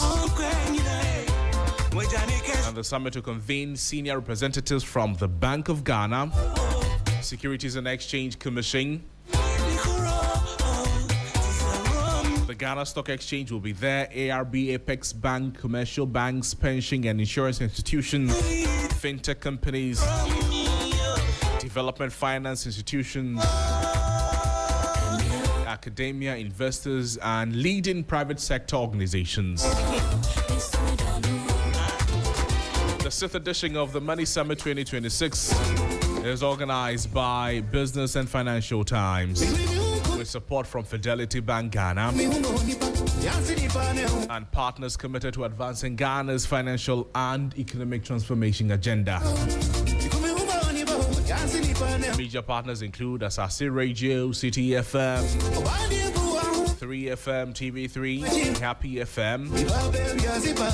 For sponsorship, exhibition, partnership opportunities, or delegate registration, this is the number to contact: 020-945-7427. 020-945-7427. You can follow at BFT Ghana across all social media platforms for updates and event information. Attendance is strictly by invitation. Interested participants and institutions may contact the organizers for registration and participation details. The number again to contact is 020-945-7427. 3FM Sunrise. Sunrise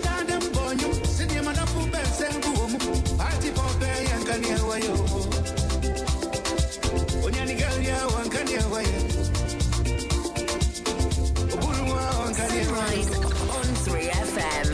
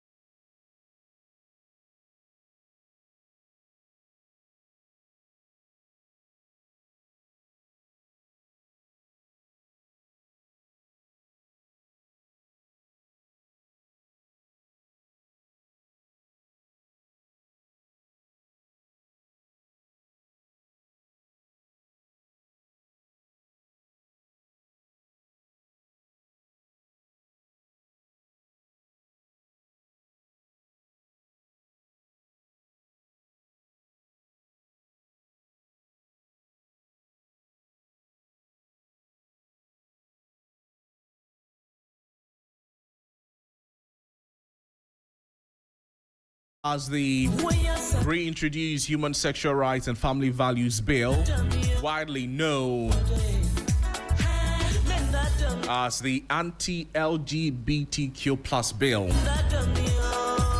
The legislation, if signed into law, it would significantly tighten existing provisions, introducing penalties not only for same-sex relations, but also for what it describes as promotion and support of LGBTQ activities.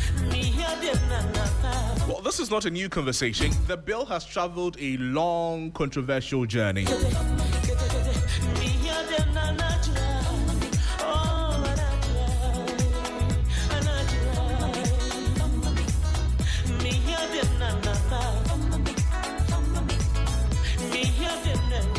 Initially introduced in 2021, was passed by the previous parliament in 2024, but elapsed before it could receive presidential assent.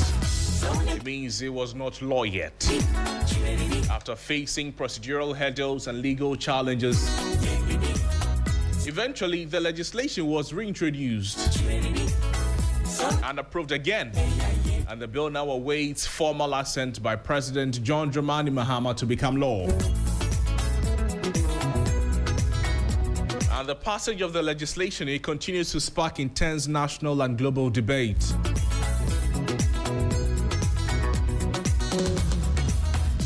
Supporters argue that it is necessary to preserve Ghanaian family values and moral convictions and cultural norms.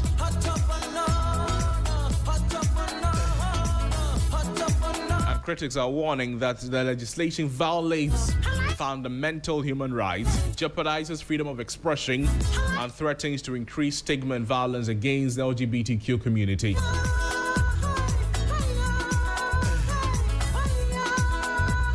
What happened a few days ago? Critics and political opponents argue the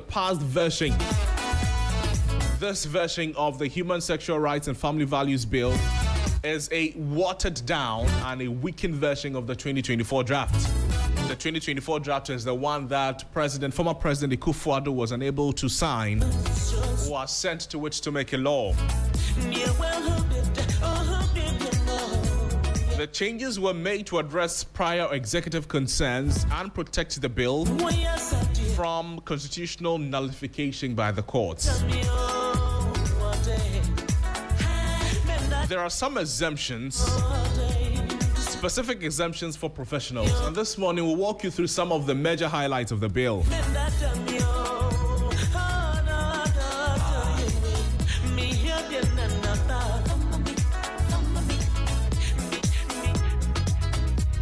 The new bill explicitly exempts key professionals from criminal prosecution when performing their duties. Legal practitioners, lawyers providing legal defense or representation to LGBTQ plus individuals cannot be penalized. Journalists and media houses, media personnel reporting on LGBTQ activities, topics or current affairs are exempt from promotion charges. Doctors, psychiatrists, and counselors offering medical or psychological services are protected from prosecution. In this past bill, too, shorter jail terms and strict clauses. So compared to initial interactions, initial iterations, and similar legislation across Africa, the length of prison terms for advocacy and identification, it was shortened from more severe multi-decade proposals.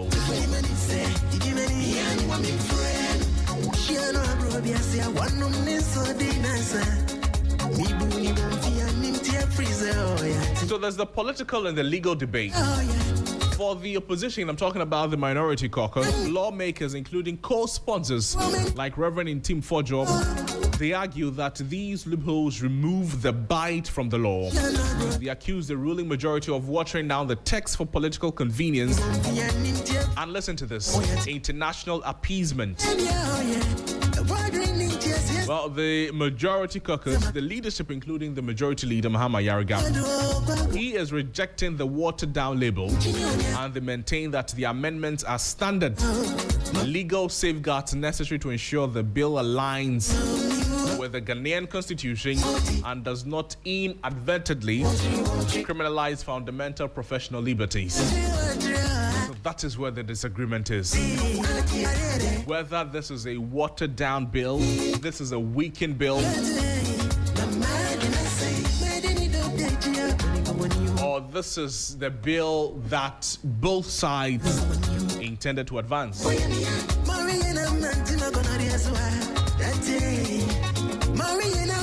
The Member of Parliament for Menchia South, Nana Ajay Bafuewa, he has criticized the passage of the bill, describing the legislation as weaker and less comprehensive than the version passed by the previous Parliament.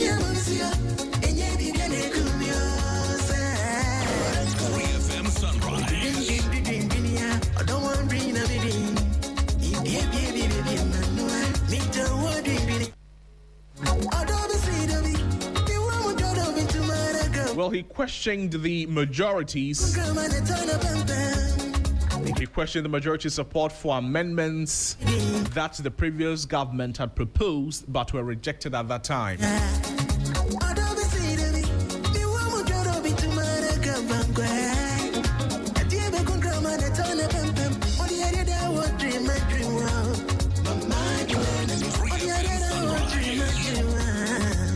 According to him, concerns raised by the administration of former President Nana Akufo-Addo about aspects of the earlier bill have now been incorporated into the amended legislation.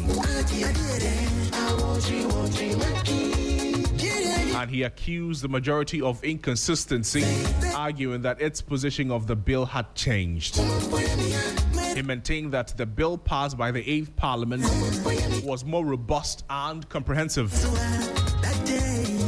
And he argued that the amendments could undermine the objectives of the legislation, questioning whether the revised bill still retained the key provisions needed to achieve its intended purpose. Exactly. So this bill that has been passed by Parliament, the idea of the bill is to achieve something. Is to meet a specific target. Some amendments have been made, and the question is, those amendments that have been made, do they affect the intended goal or the objective of the bill?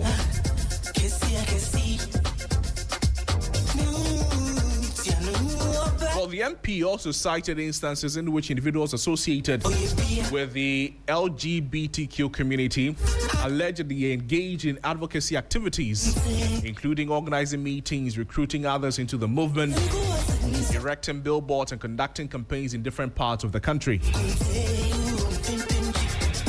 So as we speak, the Human Sexual Rights and Family Values Bill remains one of the most debated pieces of legislation in Ghana. Supporters arguing that it protects Ghanaian culture, family values, and critics raising concerns about its implications on human rights and freedoms. Let's walk through some major highlights of the bill.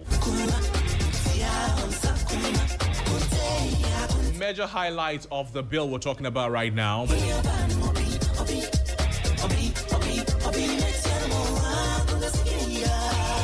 It criminalizes advocacy and promotion of LGBTQ plus activities.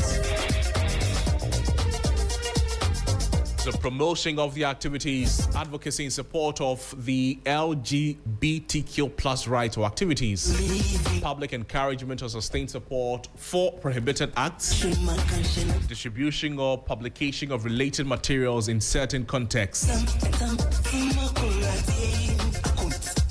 media or technological dissemination aimed at children. It criminalizes all of that.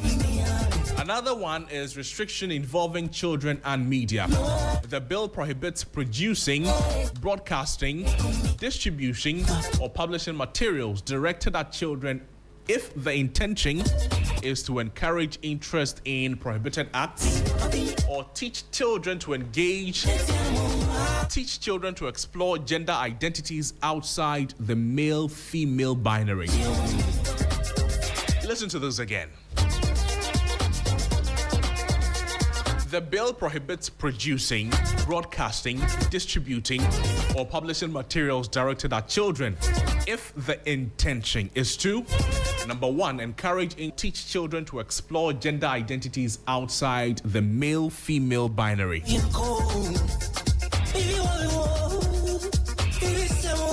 Number two is this: restrictions involving children in the media. This applies across internet platforms, electronic devices, films, broadcast media, other technological platforms.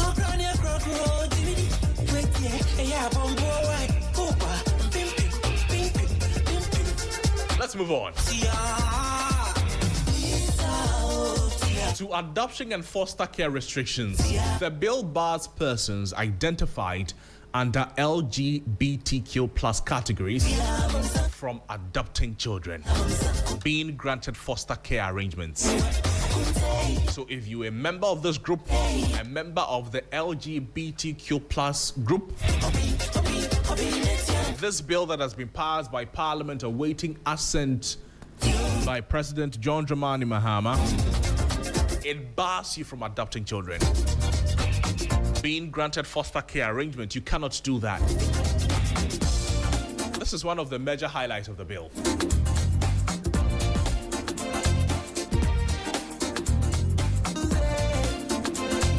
And the categories listed include lesbian, gay, bisexual, transgender, and queer. They fall in that group. They cannot adopt. They cannot be granted foster care. Let's keep it going. The categories also include pansexual, non-binary, other identities considered contrary to the binary categories of male and female.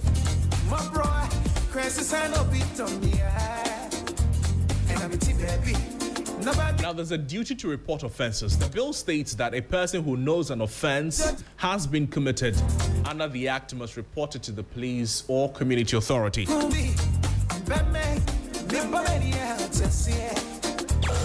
FM Sunrise.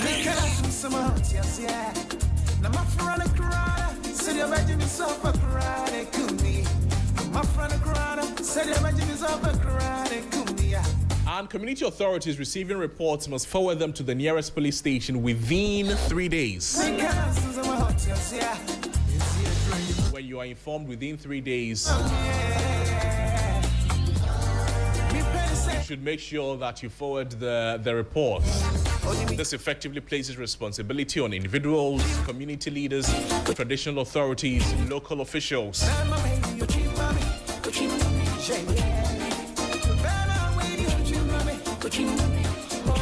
The bill states that a person who knows an offense has been committed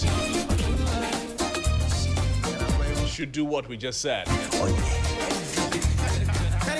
Now, interestingly, the bill also includes a clause, and this clause prohibits verbal abuse, physical assault, harassment, extrajudicial treatment.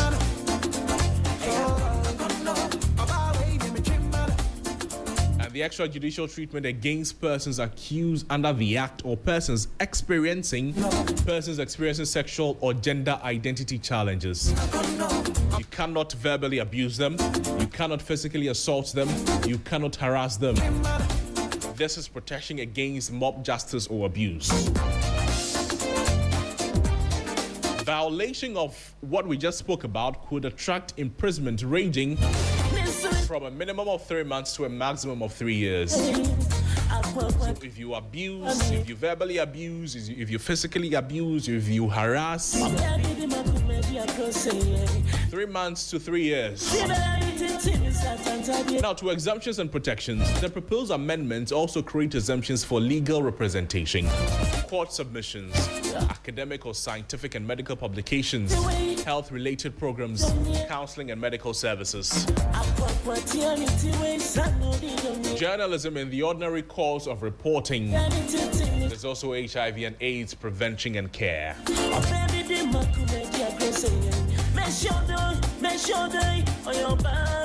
Still on exemptions and protections, this appears intended to shield lawyers, journalists, doctors, researchers, public health organizations from criminal liability when performing legitimate professional duties.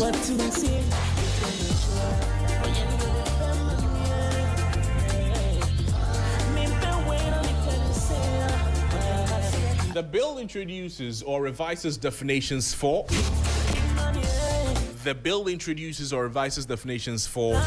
marriage, intersex, non-binary, romantic relations, and family values.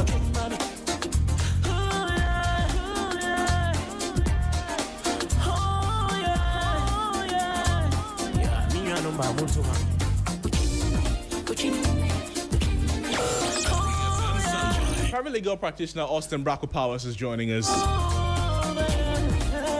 Counsel, good morning. Thank you for joining us. Good morning. Can you hear me? I can hear you. How are you, sir? There seem to be some breaks in your line. If you could reposition yourself, would greatly appreciate it. But this morning, my question to you is this, Counsel.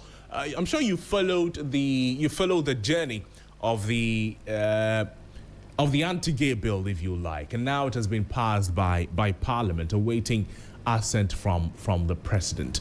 And you've noticed some of the highlights. There are some exemptions here and there. From the perspective of a legal mind, what has happened with the Family Value Bill?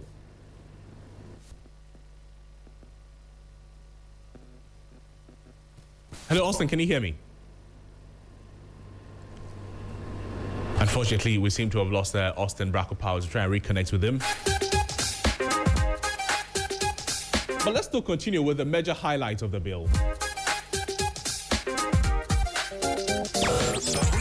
Let me take you to Parliament right now and take a listen to the Minority Leader, Alexander Pino-Marking.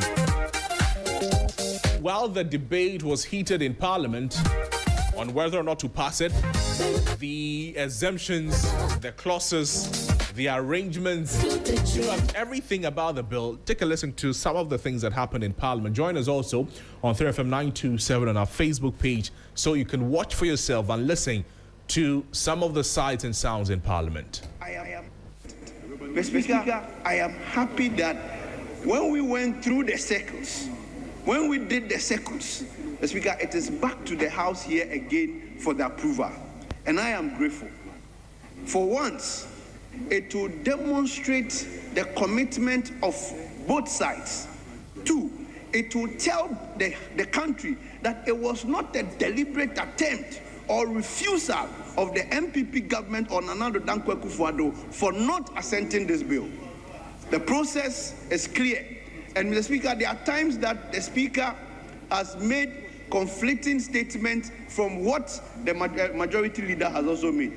So, Mr. Speaker, if we are here today and everybody here is witnessing that you have a overwhelming majority of the House that can even take a day to pass this bill, Mr. Speaker, I am happy.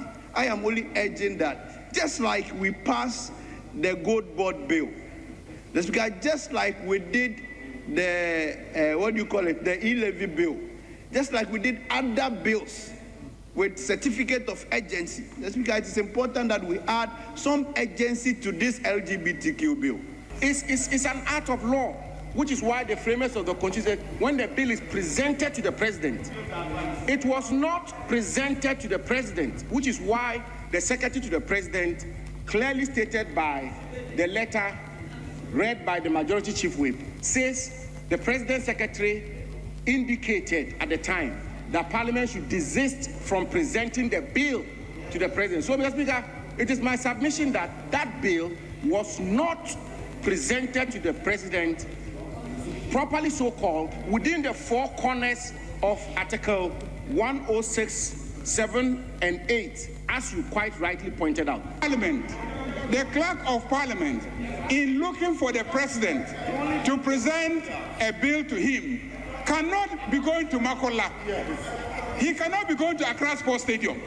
Even if the President is attending a function at the Accra Sports Stadium, he can only go to the Flagstaff House, the Jubilee House, the official residence. And for years, we've been passing bills. The clerk does not carry the bill and go and hand over to the President directly. He doesn't. He carries it. Listen, he carries it to the Secretary to the President, and they arrange the days when the bill will be assented to, and then he comes and sits there. Because it is my commitment that in the next 2 weeks, we must pass this bill. We must pass this bill. I don't subscribe. I don't subscribe to people sponsoring a bill and abandoning the bill halfway.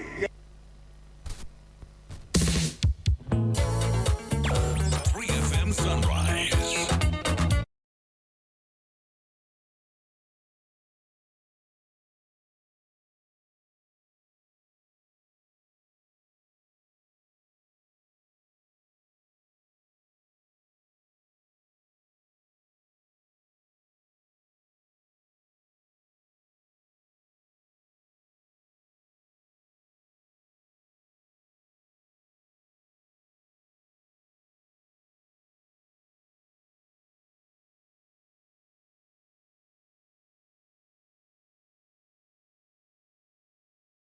Yes, I can hear you. Can you hear me too?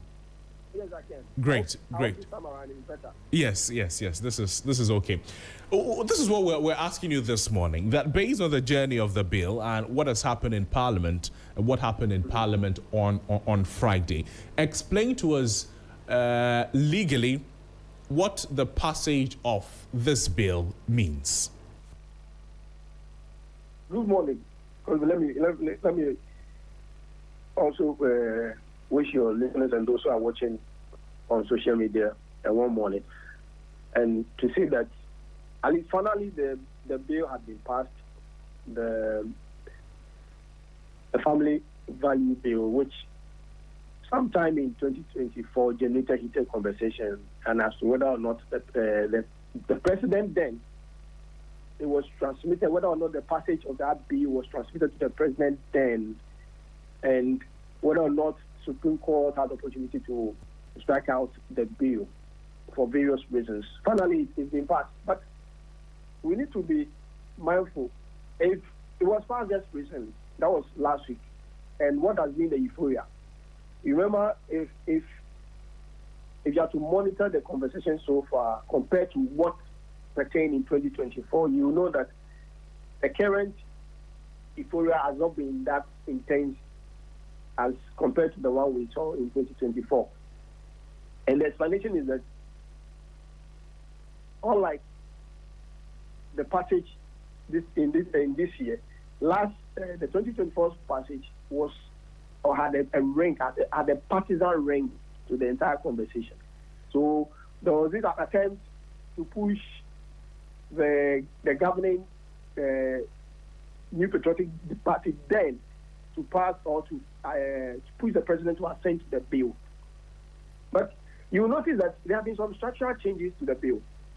And I know that is the angle the minority is pushing from, that if they knew that the bill which was passed in 2024 was not fit for purpose, why were they pushing the president to assent to same? But I think this is not a sound argument to make, because the thing is that if Parliament makes or passes a bill, and that Parliament, as it was constituted, then believed that that bill was fit for purpose, they have been given the responsibility. In fact, they have the right to do that. So if they believe the bill was fit for purpose, and there's a new Parliament, which is a ninth Parliament, which that Parliament believes that the previous bill, which was passed by the previous Parliament, was not fit for purpose, and that there must be some structural changes made to say, I think they are within their legal rights.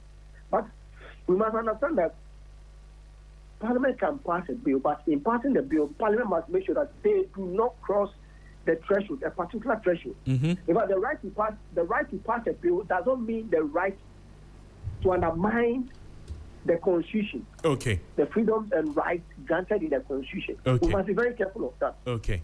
Now, you would notice that the opposition New Patriotic Party has gone to town with a claim that there's Hello, Austin, can you hear me? We seem to have lost him. But let's speak right now to the Honorable Asafo J. Is the Member of Parliament for Bosome Freho, joining us on the phones right now. He was in Parliament while the debate on the anti-gay bill, if you like, was heated in Parliament, and the minority, they made their position very clear on some of the concerns they have. Honorable, thank you for joining us. Good morning to you. Thank you, my good brother. How are you doing? I'm well, thank you. The bill has been passed. It was by majority decision, if you like, in Parliament. But the minority, they had a few concerns with specific issues or specific aspects of this bill. Honorable, what is the concern of the minority? So, I want to thank you and then greet your viewers and your listeners. Let me do a little background to this, brief one, if you allow me. You see, the NPP, the political party, is not against the bill. The Nana Akufo-Addo never stood or blocked any bill in principle. The NPP government in 2016, our campaign message never captured anywhere about LGBTQ bill. In 2020, it never did. We never mentioned it. We were focused on other things.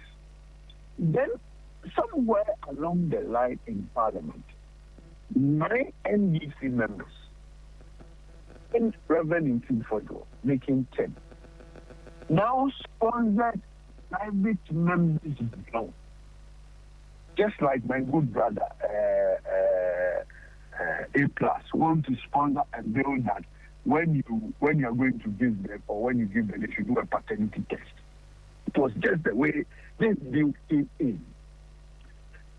Let us also put on record that the 8th Parliament was a strong-headed Parliament. 137. In fact, the sponsors of the bill, led by Sam George and Honorable Beja, were leading the bill. They worked on their bill, they drafted their bill, they did everything on the bill. The bill went through the process. In fact, many people had issues with clauses of the bill. you could recall, this was where Honorable Animedu nearly lost his seat because Honorable Animedu were against sections and clauses of the bill, but he was listed as anti-gay person. Everybody has sought to question any bill or any part of the bill has issues with some judge. He will come to you, he will go head on and front with you. In fact, there was a point in time in Parliament, Speaker Akpabin, everybody, the members in the House, if you know you are against the bill, stand up. And your people will hear you. Right. People were almost victimized if they were going to speak against sections of the bill. So the bill passed anyways because it became a political tool and you will not stand in the way of such a thing. You passed the bill. You went ahead. The sections of the stakeholders, the matter to court. Because of some process and some renditions and some interpretations, they took the case to court. Exempted the Parliament from transmitting the bill to the President. Parliament attempted doing the transmission against the injunctions of the court. Then the Secretary to the President reminded you that there is an injunction, so don't transfer it, so that the President don't want to be contemptuous of the court. So John Dramani Mahama even admitted after he became president that the bill never got to Akufo-Addo. Now you come back in power. The bill you were pushing Akufo-Addo to sign, the bill you thought was fit for purpose, the bill you had no problems with, today you are finding renditions differently. You are defining and interpreting words differently. You are inserting other clauses, and you are changing words. The question is that if you knew this was right or this was wrong, then you pushing a Akufo-Addo to sign. But Honorable, what response would you give to the opinion or to the say that it was because of the concerns that the NPP raised at that time that has informed the decision the NDC, the minority, has taken right now? So then thank the MPP. This argument is something to go back. And thank the MPP that they raised concern to prevent a fatal bill from being passed. If that is the argument you are moving. The point we are making is that there was a whole lot of noise in this country that, hey, the bill needed was a signature. All the bill needed was an asset. They never told us the bill needed amendments. They never told us the bill was going to be fatal in the condition in which it was in the 8th Parliament. They never did that. So this is where we have concern that why will you demonize a man? You believe, you even said that never received the bill. It created the impression as he was the blockade of the bill. Why will you victimize the man when you knew that there were some fatal clauses in the bill you needed to work on it? So the sponsors of the bill knew this along, and they were playing politics with the bill, only to come to Parliament today, and now the position the MPP held, the position other Ghanaians and other stakeholders held, that look, there are some things to be done in the bill. You now come to do those things and pass. And the point I'm making here is that it tells you technically that the two bills that the bill you sent to Akufo-Addo is different from this bill. Granted, we must understand that. If we understand that, then the conversation will be set on a good premise. Because you cannot amend 31 process and say it is the same old bill. Never. Okay, so now let's go back to the intention of the bill itself. In 2024, the bill under President Akufo-Addo, it had a certain aim. Now, the bill under President Mahama also has a certain aim. Do you think, or is it the minority's position, that the aim or the object of this bill has changed based on the amendments made? Why, I will come there, but why are you not interested in the hypocrisy? Why are you not interested in the fact that people took advantage of everyone in this country? You seem not to be interested in that area. that it appears is not important to you. If somebody was Christian in this country, he is the champion of this act, when you knew that was not the story. When you knew that was not the story. Now, let us go into your question. You see, when you look at the bill carefully, you tell me and you understand that many of the things in the bill are a collection of things around other laws that have been put together.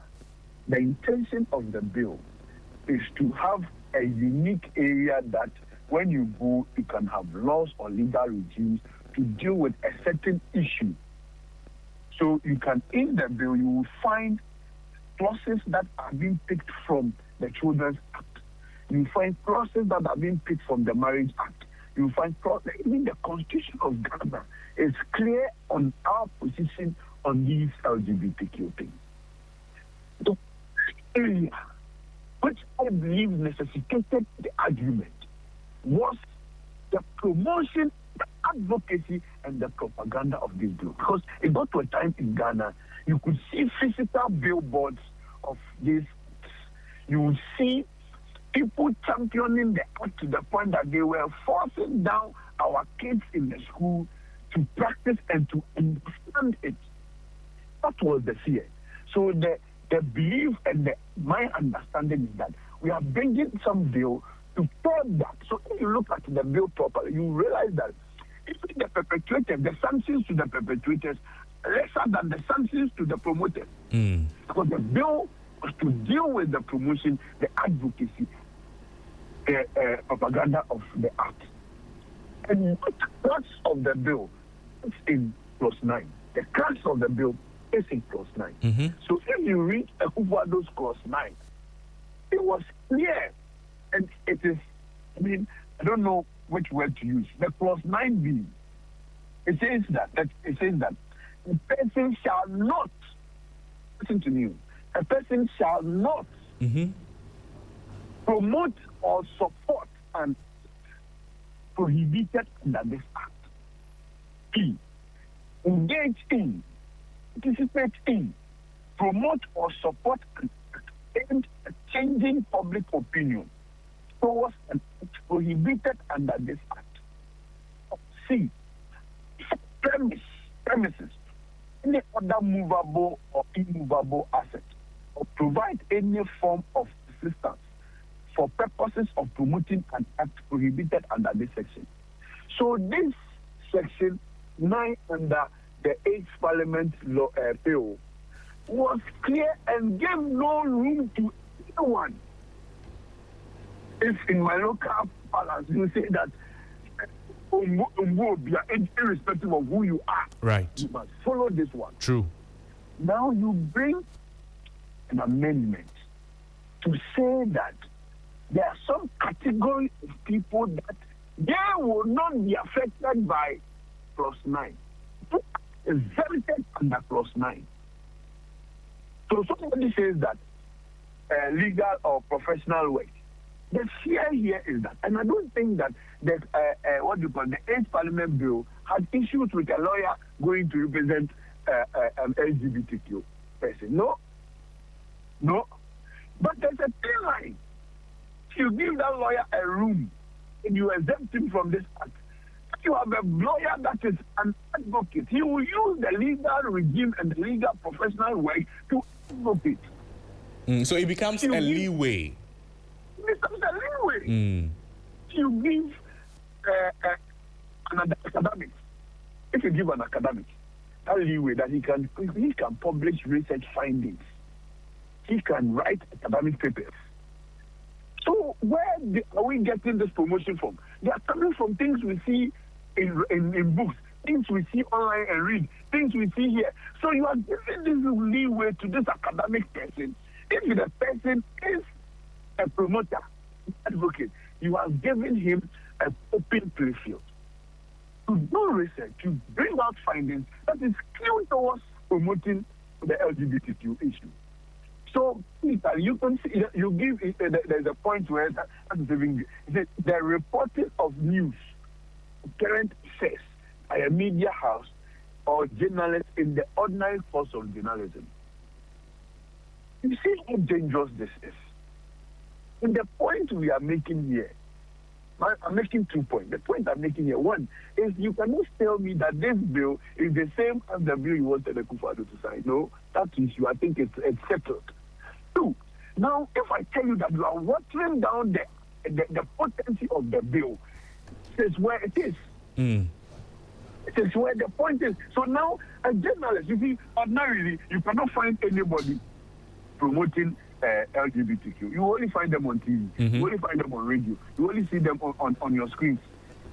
And you are giving a leeway to a journalist who is a bad journalist or who is an advocate or a promoter. What do you think the journalist would do? So it becomes an opportunity for the person to take advantage of this opening to advance the work of LGBTQ+. That is exactly my point. Right. That's exactly my point. So the point is that if you don't introduce these exemptions, the journalist can do your journalism work. Are you not doing your journalism work? Your journalism work. You are reporting. So my good brother and friend. I decided not to speak ahead of the presser. But like I told you, I mean, I respect you, I respect your station, and this is important that we put some of these things out. Our point is to the MPP. We have never been against the bill. Our point is that, so you knew all these things. Example, let me give you a critical example. The new bill, the old bill had the word citizen. Meaning that if you are non-citizen, you can do activity in Ghana. So the bill you were pushing Akufo-Addo to sign, Akufo-Addo was going to only sign a bill that would have only be applicable to people who are citizens. So a South African can come and stay in Ghana and be doing what he wants. Nigerians can be in Ghana and be doing what they want. Now, Akufo-Addo didn't sign because of some of these things. This new bill, you have now changed the citizen to person, meaning whether you are a citizen or a non-citizen, if you are in Ghana, you do anything like that, you will be arrested, or the law will apply to you. You see how Akufo-Addo saved a fatal bill. And people victimized him when we were falling for conscience. And now we have a parliament that they have the majority. So now people are listening. Everybody wants to listen. The 8th parliament, nobody wants to listen to anybody. You won't even listen to anybody. And you will be victimized for the fact that you are talking about anything about this LGBTQ thing. It is the point we are raising. That is the point. Look, you change or you take away the word misdemeanor from this one, from the Akufo-Addo bill. You take away the clause second-degree felony from the Akufo-Addo bill. This is the point we are talking about. So we will run you through the whole 31 issues we are raising. And then the point we are doing is that, so if you knew the bill was not complete, why were you saying Akufo-Addo was the delay or the blockade? Why did you lie to everybody? Why did you mobilize the entire country against this innocent man? And now you come to power, and now you are now doing the things that people were drawing your attention to, and you didn't want to listen. I see. Honorable, finally, before you go, and that is on the point of the lacuna or the opening that these amendments give to people who may want to hide behind the fact that they are exempt to promote the activities. There's a mention of people who are doing their work professionally, as in a manner that does not. I think I responded to you. Are we saying that the 8th Parliament bill would have arrested a doctor that is administering medication to an LGBTQ person? Is that what we were saying? No, it couldn't be. It couldn't be. So why do you put the exemption there? The point is that you don't give room. There's a science principle that says that anything has the potential of going bad if you don't correct it. You don't give room. You don't create this. You don't even draw the attention here for somebody or for somebody to hide. You know, people we are dealing with are intelligent. They know, they are also, they read. They know. These people are clever and crafty. So when you create this room for them, you are giving them an opportunity. When you create room for them. And that is where we have a problem with. We are not saying that, hey, if the whole country and the house thinks that it is okay, that's fine. But the point we are making is that, look, you knew this, yet you were pushing the Akufo-Addo to sign a bill which was not completed, a bill which would have been fake, a bill which would have had problems. So if today they are telling you that, oh, we want the medical professionals to do their work without anything, we want that, then it means that Akufo-Addo didn't sign because if he had signed that one, that means that you couldn't have done your work. So if you have any glory or any time, you should thank Akufo-Addo for saving the entire country. For not signing a bill that would have implicated a medical person or a professional from performing his professional work. Great. I don't know if you understand my argument. Perfectly do. Honorable, thank you. But before you go, I know that I said it would be my last question, but this will be my final one. So does this new bill, does it reduce or does it change the fatality, if you like, that the previous one had with its amendments and with its conditions? And is it the thinking of the minority that the NDC or the majority push through with this bill as it is now, with all the amendments that have been made, that is said to be watering down the bill? Did the NDC push it through to appease certain functions internationally, perhaps? Okay, so I'll answer this in two folds. It depends on where you are looking at it from. And like I told you, the entire bill has clauses borrowed from other acts and laws or legal regimes. So many of the things we are seeing, we can find them in other areas. So they are not issues. Now, the ones that the bill itself comes to address is the propaganda bit, the advocacy bit. Now, that is where you are giving exemptions. So the point is that if you give exemptions, then the potency of the bill you championed, you have watered it down. That is my argument. That is the thinking of some of us. Now, I am saying that you were not ready to listen to the international organizations, NGOs, European Union, because I knew European Union wrote to them, I knew UN wrote to them, I knew international organization wrote to them. After you got all this correspondence, now you come to give exemptions. I don't know though, but I am tempted to put 1, 2 together and think like the way you are thinking. I don't know if you understand me. I don't know. I cannot say for a fact. But I'm saying that now you are listening to people and you are giving them room. What changed? Because the hot-headed Sam George then was not ready and willing to give any concessions. Anybody. Why now? Why now? Some process, the entire clause has been deleted without replacing it. Why did you do that? Why did you do that? Is it because you are now engaging and people are getting into you? And now you are sober because you have won power, so you can now listen to dissenting views? That's the point.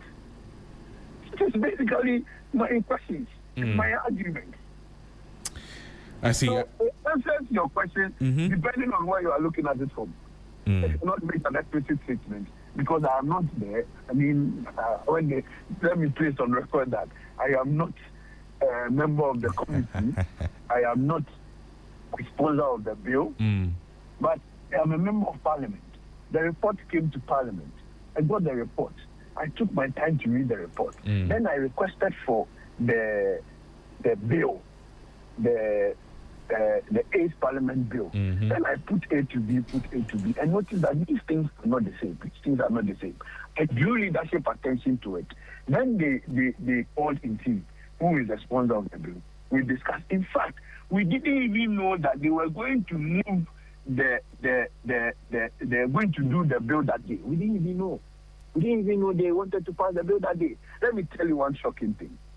When we noticed that they had done some insertions, in team signaled he's going to withdraw the bill. I'm telling you on authority. The NPP decided to withdraw the bill. And don't forget that the 10 people who sponsored the bill, 6 are from NPP, 4 are from NDC. On that day, because it was not prior advertised, all 4 members of the NDC who sponsored the bill were not in the room. None of them were in the room. 5 out of 6 of the NPP sponsors of the bill were in the room. So they could have withdrawn the bill. So when they saw we were mobilized, when they saw our leadership were all moving into the chamber, so we mobilized. Then quickly they started moving. And then they moved finally. And you see, before you even a private member bill, a sponsor of the bill must finally do the last submission. There was nobody there to do the last submission. So the Fiameco did that on their behalf. So they are taking issues to this whole thing. And I heard somebody also raising quorum issue. I was in the room. We were 23. We were not even 30. I don't know where the other guy got the 33 number he was mentioning. We were 23. I counted. I told him. And I shouted in the room that we are only 23 here. Mention it.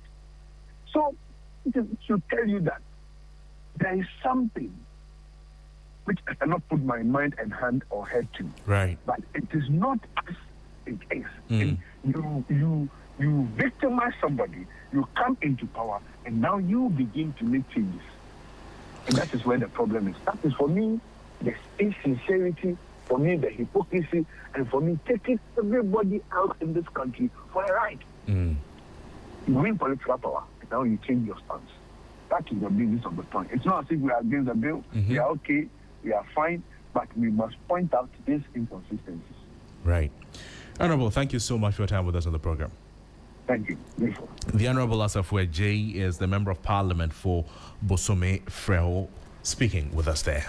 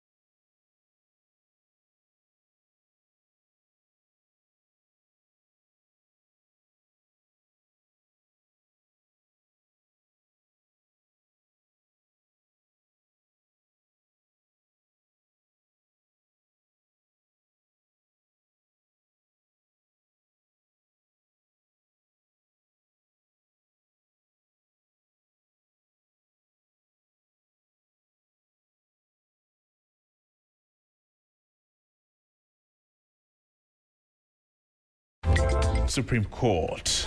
Three high-profile Ghanaian state persons, talking about Professor Kwabena Frimpong Boateng, Dr. Nyaho Tamaklo, and Dr. Christian Amwa Kunyama. They have filed a suit challenging the legality of the delegate system used by political parties. Well, people are now calling the case the anti-delegate system case. It argues that restricting voting in party primaries to selected delegates violates the constitutional principle of democratic participation within political parties. Well, the NDC, NPP, and the Attorney General were directed by the Supreme Court to respond to the suit, formally placing both political parties and the state at the center of the legal battle.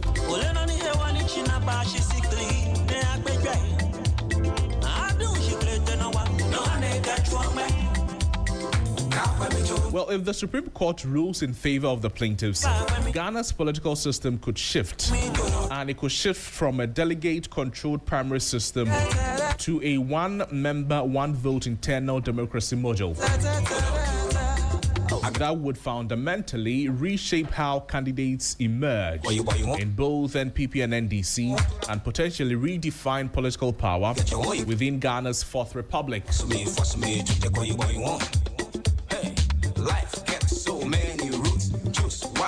So it is now a constitutional question, if you like. Should a few hundred delegates continue to decide who leads political parties in Ghana? Or should every registered party member have an equal vote in choosing candidates? And now the Supreme Court is being asked to answer that question for the entire nation.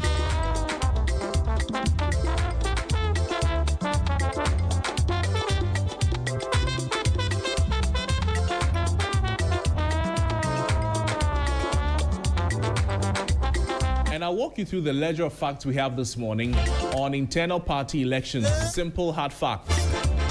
Hard data on Ghana's internal party elections.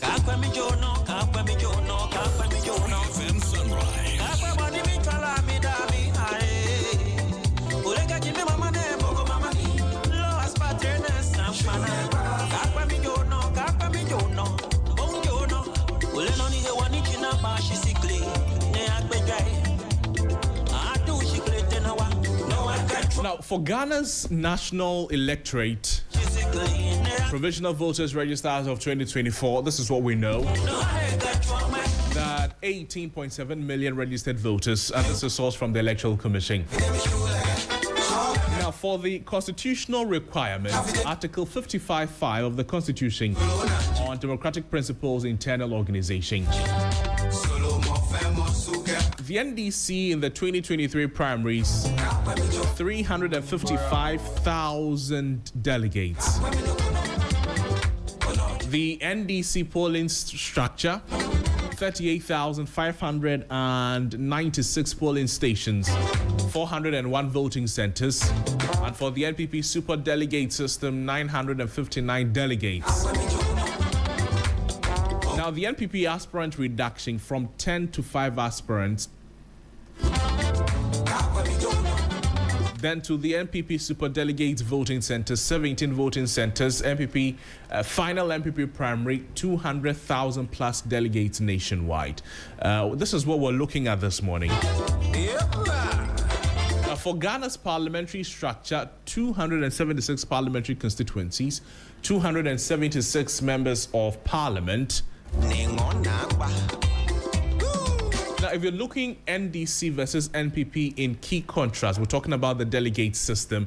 We're looking at some 35,092 delegates of the NDC in 2023 as against the 959 of the NPP in 2023. And the NPP, they call theirs the super delegates. Now, for the NDC, 38,596 polling stations. The NPP has 17 voting centers. Now, the NDC, 401 voting centers. The NPP, 200,000 delegates systems. Now, these are the numbers that we're looking at if we're comparing both the NPP and the NDC. We're putting them side by side. 34 million people, that's the data coming from the Ghana Statistical Service. So 18.7 million voters, 34 million people versus 959 people for the NPP super delegates. The NDC 355,092. That is for the NDC.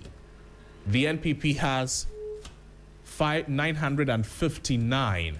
Yeah, dog. The NDC has 959. Now, for the NPP final delegates, we're looking at some 200,000 plus. And for the NDC voting centers, 401. NPP voting centers, 17. This is where the conversation is leading us right now. Let's have a one-on-one with Joshua Zubente Zato. He's a political and a policy analyst joining us to throw some more light on what this means, what interests there are, what the implications of this could be for Ghana's electoral system. Dr. Zato, good morning to you. Thank you so much for joining us. Good morning, and good morning to all your listeners. This is an interesting subject. The latest is a suit at the Supreme Court by some statesmen in the country. From what you said, explain to us what their desire means, what they're seeking for at the Supreme Court, and what impact it could have. Thank you very much.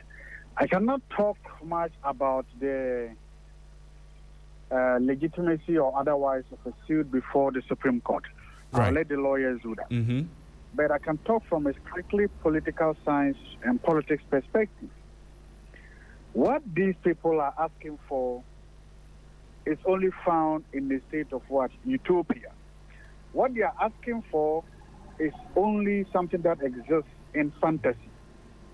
And so they are trying to create a system that in reality does not exist anywhere in the world. And that is the problem. It is more about populism than very substantive. And I want to explain that. Look, first of all, you can just look at the raw idea that a political party is an organization of people who voluntarily accept to join that organization. True. When you voluntarily accept to join any organization, there are rules and regulations. Mm-hmm. So you do not go and tell a voluntary organization that this is the way you should manage your internal affairs. You don't do that. I don't know how the law is going to say that. I'm a member of the Rotary Club, for instance, and I'm also a member of other clubs. You can't come and tell us that you have to change the way you elect your executives or so based on this. No. So that is just a technical perspective. But let's come back to political science. You see, we are practicing representative democracy. And this democracy we are practicing was given birth to in Athens. Sometimes we talk about the Athenian democracy. The idea is that a democracy was born in Athens. How was it practiced? Athens practiced what was known as direct democracy, where every individual, every human being, had the right to participate in the political process, mostly in the political debates at the agora, the marketplace. But here's the thing. When in Athens they said every human being, the definition was who qualified to be a human being. In Athens, if you were a woman, you were not a human being. In Athens, if you were a child, you were not a human being. In Athens, if you were a slave, you were not a human being. Human beings were people who were, one, male, two, had property, so they are the bourgeois, had a farm, had animals, had everything. Then these people must also own slaves, so that when you wake up, the slaves will take care of your farm, they will take care of your animals, they will take care of your property, your wife will take care of your personal needs and everything, so that you are free. You can then go and sit down at the agora the whole day to participate in the deliberative affairs of the state. That was direct democracy. So the idea of democracy emanated. So even there, There were restrictions. There were clear signs of who qualified to participate in the deliberative affairs of the state. In fact, moving forward, other political theories will theorize that only the philosopher king was allowed to rule. If you look at the idea of who qualified to be the philosopher king, you will understand that it was also restrictive. Not anybody could be a philosopher, and for that matter, a philosopher king. Move forward, the idea of democracy came, and then finally, cities got bigger. Because remember, again, some people, Athens was a city-state. That means it was smaller. It was not like one state. The perfect example of Athens would be like how a village is managed today in our communities, where you have the chief, his elders from all the sections of the village, and they came together. So it was also small enough for you to have all these men in the village participate in the city-state. Now we are talking about mega cities. We are talking about huge cities. Ghana alone has about 30 million people. So how then are you going to get everybody to participate in making these decisions? So when democracy left Athens, it became known as what? Representative democracy. Representative democracy therefore means that no matter what we are doing, we have to get people to represent us. So we get people to represent us in parliament. We get people to represent us in Jubilee House at the executive. Because the idea is that not everybody cannot just come out and participate in the deliberative affairs of the state. So that is how it is. So if we are practicing deliberative democracy or representative democracy, the delegate system is a personification of that representative system. Now, in Ghana, all over the world, if you go to America, not all Republicans have a chance to vote in their primaries. No. If you go to America, not all Democrats have to vote. They have set various criteria for you to qualify to participate in the Republican primary or in the Democrat primary. So this is the case. We do not have a primary problem in Ghana, no. We do not have a delegates problem in Ghana, no. What we have is that it's a poorly managed delegate system or a poorly managed primary system. Those are two completely different things. We can differentiate them.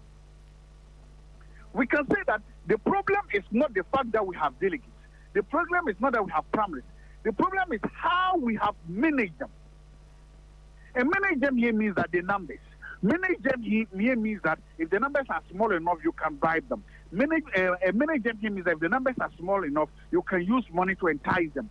That becomes a delegates management system and not necessarily a delegate system. We need to delineate the two. So what this suit is trying to do is conflate these two and confuse people. No, we can say that the way you are managing your delegate system is poorly managed. Each political party can recognize that and then take measures to correct that. That is different from saying we shouldn't have a delegate system. Everyone with the party should vote. Those are two wrong and different things. I see. And Dr. Zato, please stay on the line for me. Let me invite Dr. Jonathan Asante-Otre, also a political analyst, into the conversation. Doc, I'd like to say good morning to you.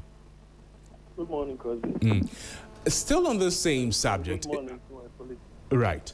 On the same subject that we're talking about, if the decision of the delegates has the potential to impact the entire country, would you agree that it is something worth looking at to ensure that a larger pool of people make that decision, which increases the relatability of it? Well, my colleague decided to go to Athens, of course. That certainly is my area. He diligently gave the history and the development. But the philosophical theory is the fact that it is based upon the idea that it's not everybody who has the wherewithal, who is well composed, who has the brain, who has the wisdom when it comes to governance. And therefore, they shouldn't be part of the decision-making process in terms of deciding who rules them. And that ideally, the philosopher should be the one. And that's the philosophical theory. The point is that, yes, in Athens, was more of a representative or participatory democracy, where everybody else was supposed to take part in the decision-making process. Fast-forward, democracy has grown. It has outgrown Athens. Today, probably we can say the largest democracy is that of America, and so on and so forth. Now, if you look at our situation, for example, from 1990, it has been the delegate system. By delegate system, in itself, it is also a representative democracy. The word delegate is just to give power to your representative, take it on your behalf. That is basically the delegate. Now, we need to have an introspection. As he rightly pointed out, we have not managed the delegate system properly. But I do not see why we will regard the plaintiff's release more populism, more idealistic, utopian. I don't think that is the case. It may be a bit unfair on what they are speaking. Besides, Ghana Rotary Club is not a political party. A political party is a public institution. They take dues. So if they take dues from 8 members, whether they pay or they don't pay, there are others who are not delegates who pay dues. Why must I not take part as to who leads my party? I think if it doesn't matter if the constitution of the party does not allow me for now, if time has passed and the system has realized that this is not, in reference to what is in the Supreme Court. We have complained bitterly about how degenerate our colleagues who are, delegates have been over the period. It started with issues of institution of Bentua, Kako. Now it has developed to flat screen, Motu, Dollars, name them. So people have forced to become delegates. Like, see how in the MPP, the branch level, they are virtually, beating up, using knives here and there.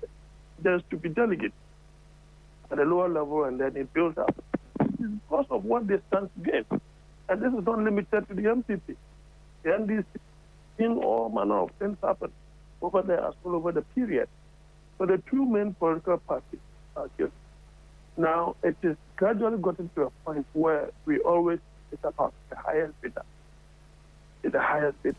Imagine, over 800,000 delegates or so deciding who becomes the presidential candidate, and you're paying about 360. Now, the reason why, as an ordinary Ghanaian, we must be interested in the fact that these political parties get the opportunity to run the affairs of this country. So they are public entities. When they run the affairs of this country, you do not expect them that the money that they have expended to get there should go down the drain. Mm-hmm. So tomorrow when you see inflated contract prices, you can see glaringly that the prevailing market price is by far lower than this. And it is because somebody made some kind of investment. So if at the end of the day, the system changes, where you have the base being bulkier than the top, the essence of, corruption, people giving different types of transportation, where one individual receives 5 different. Obviously, they will have more people to give them transportation. And if it is still within your reach, then you can try that for us to see. So, Dr. The same issue, just the same, before you come in, mm-hmm. Go to Ashanti region before the 2024 election. In some of the constituencies that I gathered my intelligence, what the general electorate were saying was that we did not like this particular parliamentary candidate you have elected. But because you guys went and took plus pages and other things, when it gets to the national election, the delegates should go and vote for that person. They are not going. And that if they want them to go and participate in the vote, they should only bring them their fridges, their television sets, and so forth. So it has created voter apathy along the line. People who are not popular with the people have gotten themselves elected because they've been able to influence their way. So you can ask a question. So would you agree with Dr. Zato then that this is not an entirely delegate problem? It is the way the delegate system is organized that becomes a problem? Whichever way you look at it, it has not served the larger purpose.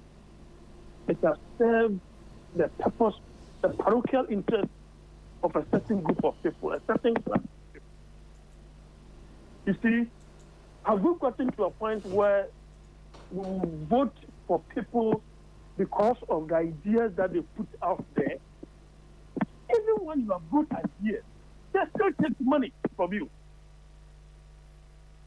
Which MP in this country can put his hand on his chest and tell me that he never paid anything?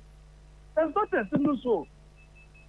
Even those who wanted to become, who were not elected, they paid through their noses.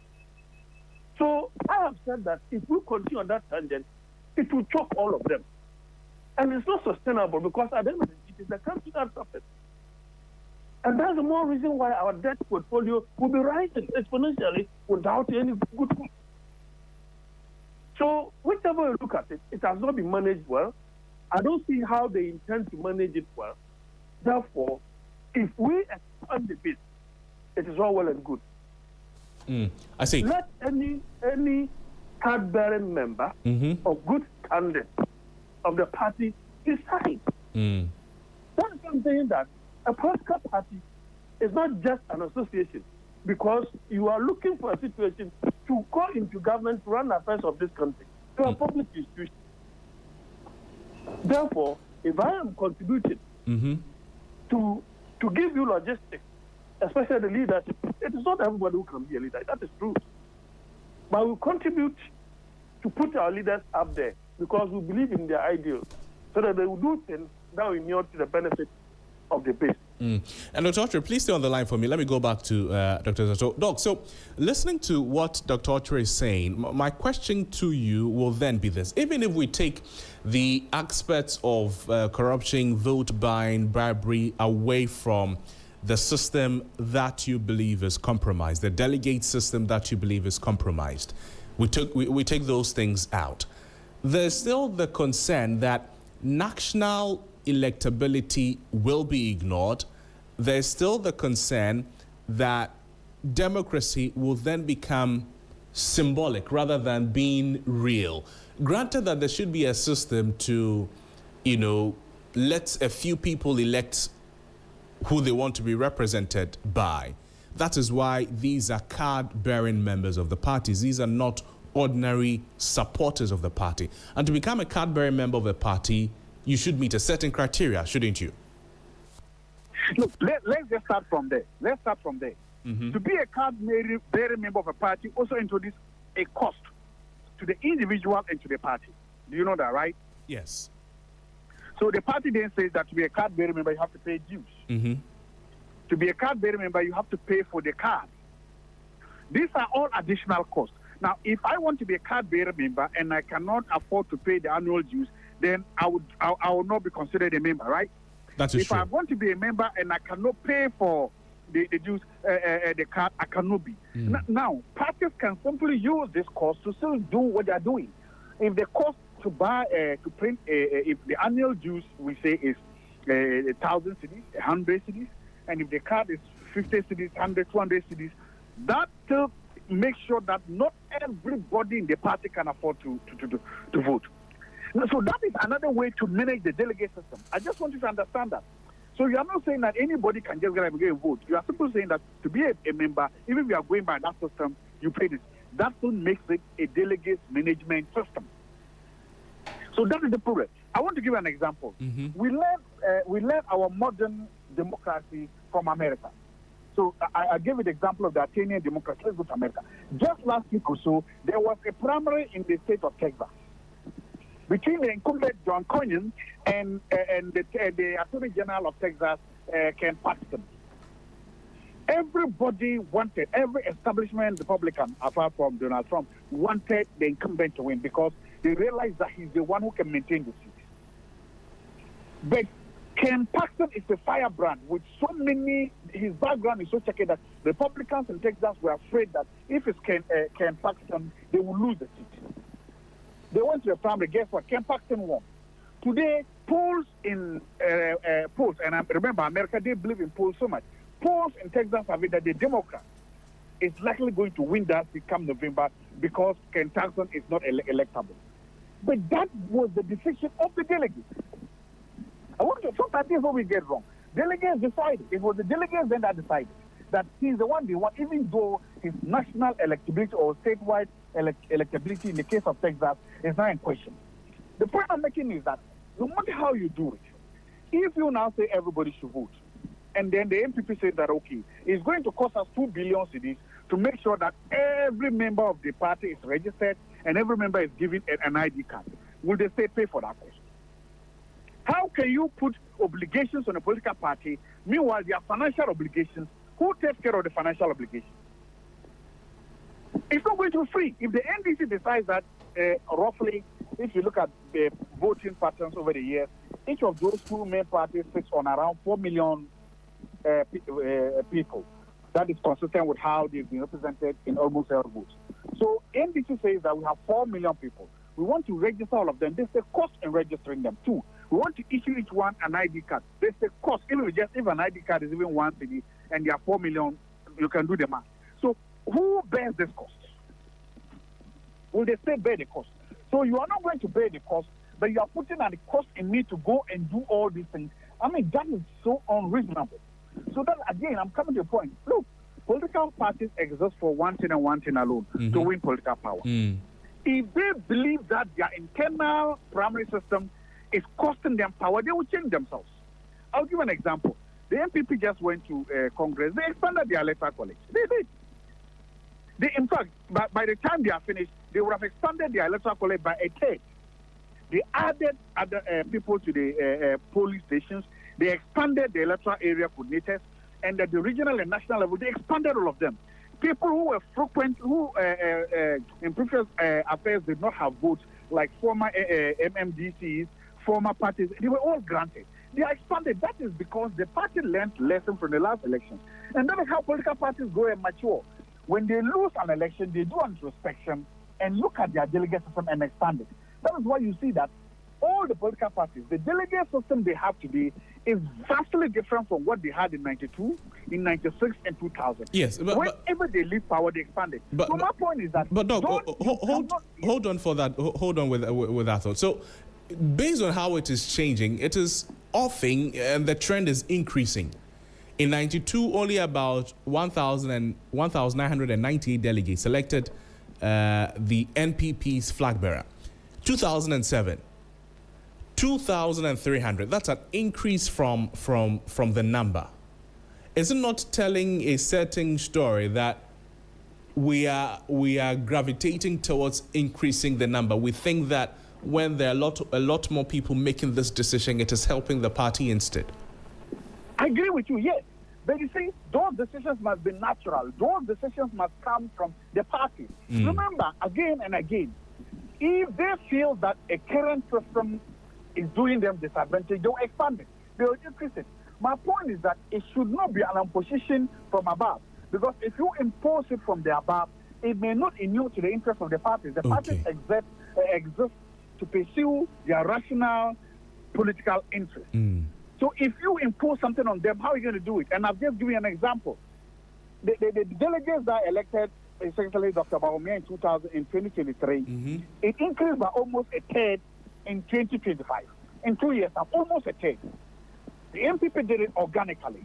What I'm saying is that let political parties decide for themselves. Delegate system or develop their system organically. Right. Let it be done from within. Okay. Let the members do it so that you don't impose it on them, because if you impose it on them, it comes with a financial cost. Unless or until you are prepared to also absorb the financial cost, don't impose something on them that you know that they cannot meet.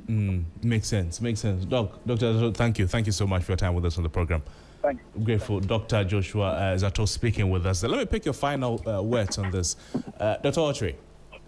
Yes, Crosby. Let me take it from where my brother ended. Yes. Naturally, it will come at a cost. But which cost is better? I can tell Dr. Zato that the politicians themselves will be happy that they will not single-handedly defend those costs. Imagine an MP friend of mine telling me that he needs 5 million Ghana cedis to conduct internal primaries. This is an incumbent MP. He needs 5 million Ghana. Now, 5 million Ghana cedis.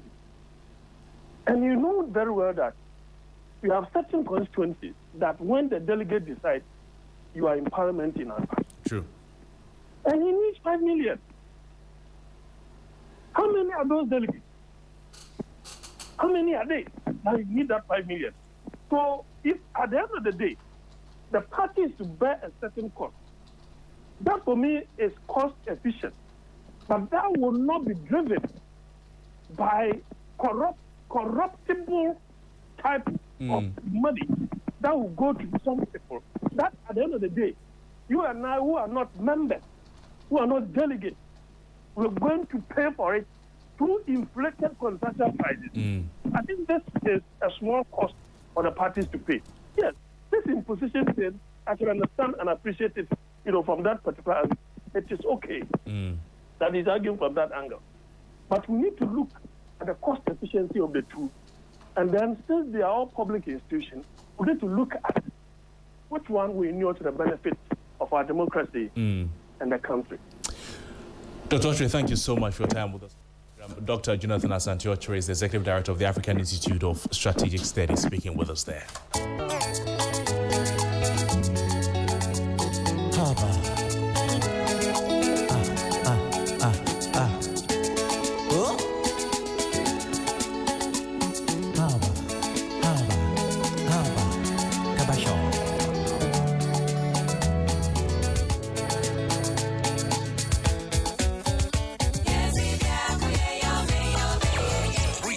Well, the delegate system, it may protect party structure and experience, but democracy grows stronger when more voices are part of the choosing process. Both sides of the argument make a lot of sense. Let the parties themselves decide. Let the party themselves decide which system works for them. Do not impose it on them. Well, that's our package for you on Sunrise this morning. But before we go, there's one birthday wish we want to do today.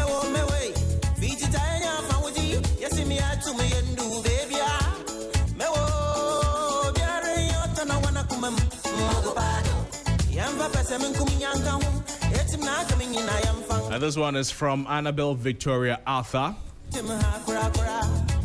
Is wishing Emily Reginald McAsma, a lecturer from Entrance University, happy birthday.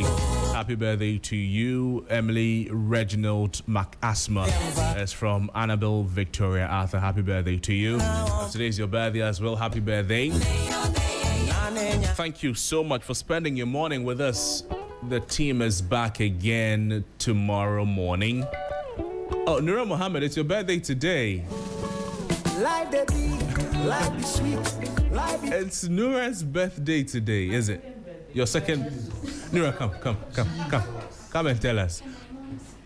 Your mom's birth month. I see it was mother's birth month. I have 2 birthdays. And everybody's birth year. Half of the year, I celebrate one in April, which is April 12th. That's my first birthday. How many times were you born? Twice. So yeah. Part was born, then the other part was Oh no, I was born then. I think around June I decided to, go back. Yeah. So yeah. Some more. My name is Noble Crosby, and thank you so much. The team is back here tomorrow morning. Have a great morning. News at 10 is up next with Nura Mohammed. Set the beer, make the bartender bring the shots. Your bottom hands will go back here. We'll be giving thanks for life. If you get money, just to life. You not get money, just to life. Everything you do, just to life. My brother, just to you, just to life. If you get money, just to life. Or you not get money, just to life. Everything you do, just to life. My sister, just to you, just to life. Sanga girl now. Sanga money boy now. Sanga kanika now. Sanga unianianga. Ibebunti enda. Adumbinti muampa. Enyumi boy munsa. Ibebunti enda. Bring the pork, set the beer, make the bartender bring the shots. You bottom so we go back here. We'll be giving thanks for life. If you get money, just to life. You not get money, just to life. Everything you do, just to life. My brother, just to you, just to life. If you get money, just to life. You not get money, just to life. Everything you do, just to life. My sister, just to you, just to life. Sanga body wanga, sanga bini wanga, sanga kanika, sanga kanika.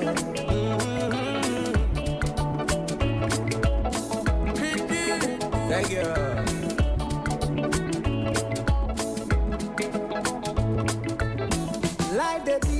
Life be sweet, life be tasty like honey. Enjoy the beautiful things today. Tomorrow will come, get back from the late. 3FM 92.7 Urban Lifestyle Radio Station. You should be giving thanks for life. If you get money, just to life. You no get money, just to life. Everything you do, just to life. My brother, just to you, just to life. If you get money, just to life. You no get money, just to life. Everything you do, just to life. My sister, just to you, just to life. So bring the pork, set the beer, make the bartender bring the shots. The bottom so we go party rough. We'll be giving thanks for life. Bring the pork, set the beer, make the bartender bring the shots. Your bottom so we go party. We'll be giving thanks for life. If you get money, just to life. You not get money, just to life. Everything you do. Well, good morning. This is the news update right here on 92.7 FM with me, Nura Mohammed. Coming up this morning, Ghana Private Road Transport Union GPRTU downplays any increase in transport fares. And also coming up, President John Dramani Mahama holds landmark diaspora town hall meeting ahead of investment summit in the United Kingdom. And emergency response workers at the Ghana Infectious Disease Center prepared to undertake simulation exercises this week in readiness to manage suspected Ebola cases.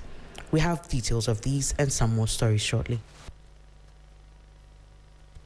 Accra gets busy on this frequency. 92.7 3FM. Now, President John Dramani Mahama says his government was forced to take better decisions to meet performance requirements under the IMF bailout program, accusing the past administration of derailing the facility. At a diaspora town hall meeting with Ghanaians in the UK, he also condemned recent actions by some African countries that defeat African unity. Meanwhile, the Ghana Private Road Transport Union GPRTU has downplayed any plans to increase transport fares by June 2. There were earlier reports of private commercial transport operators demanding a 20% fares hike, citing rising fuel prices and the escalating cost of vehicle spare parts.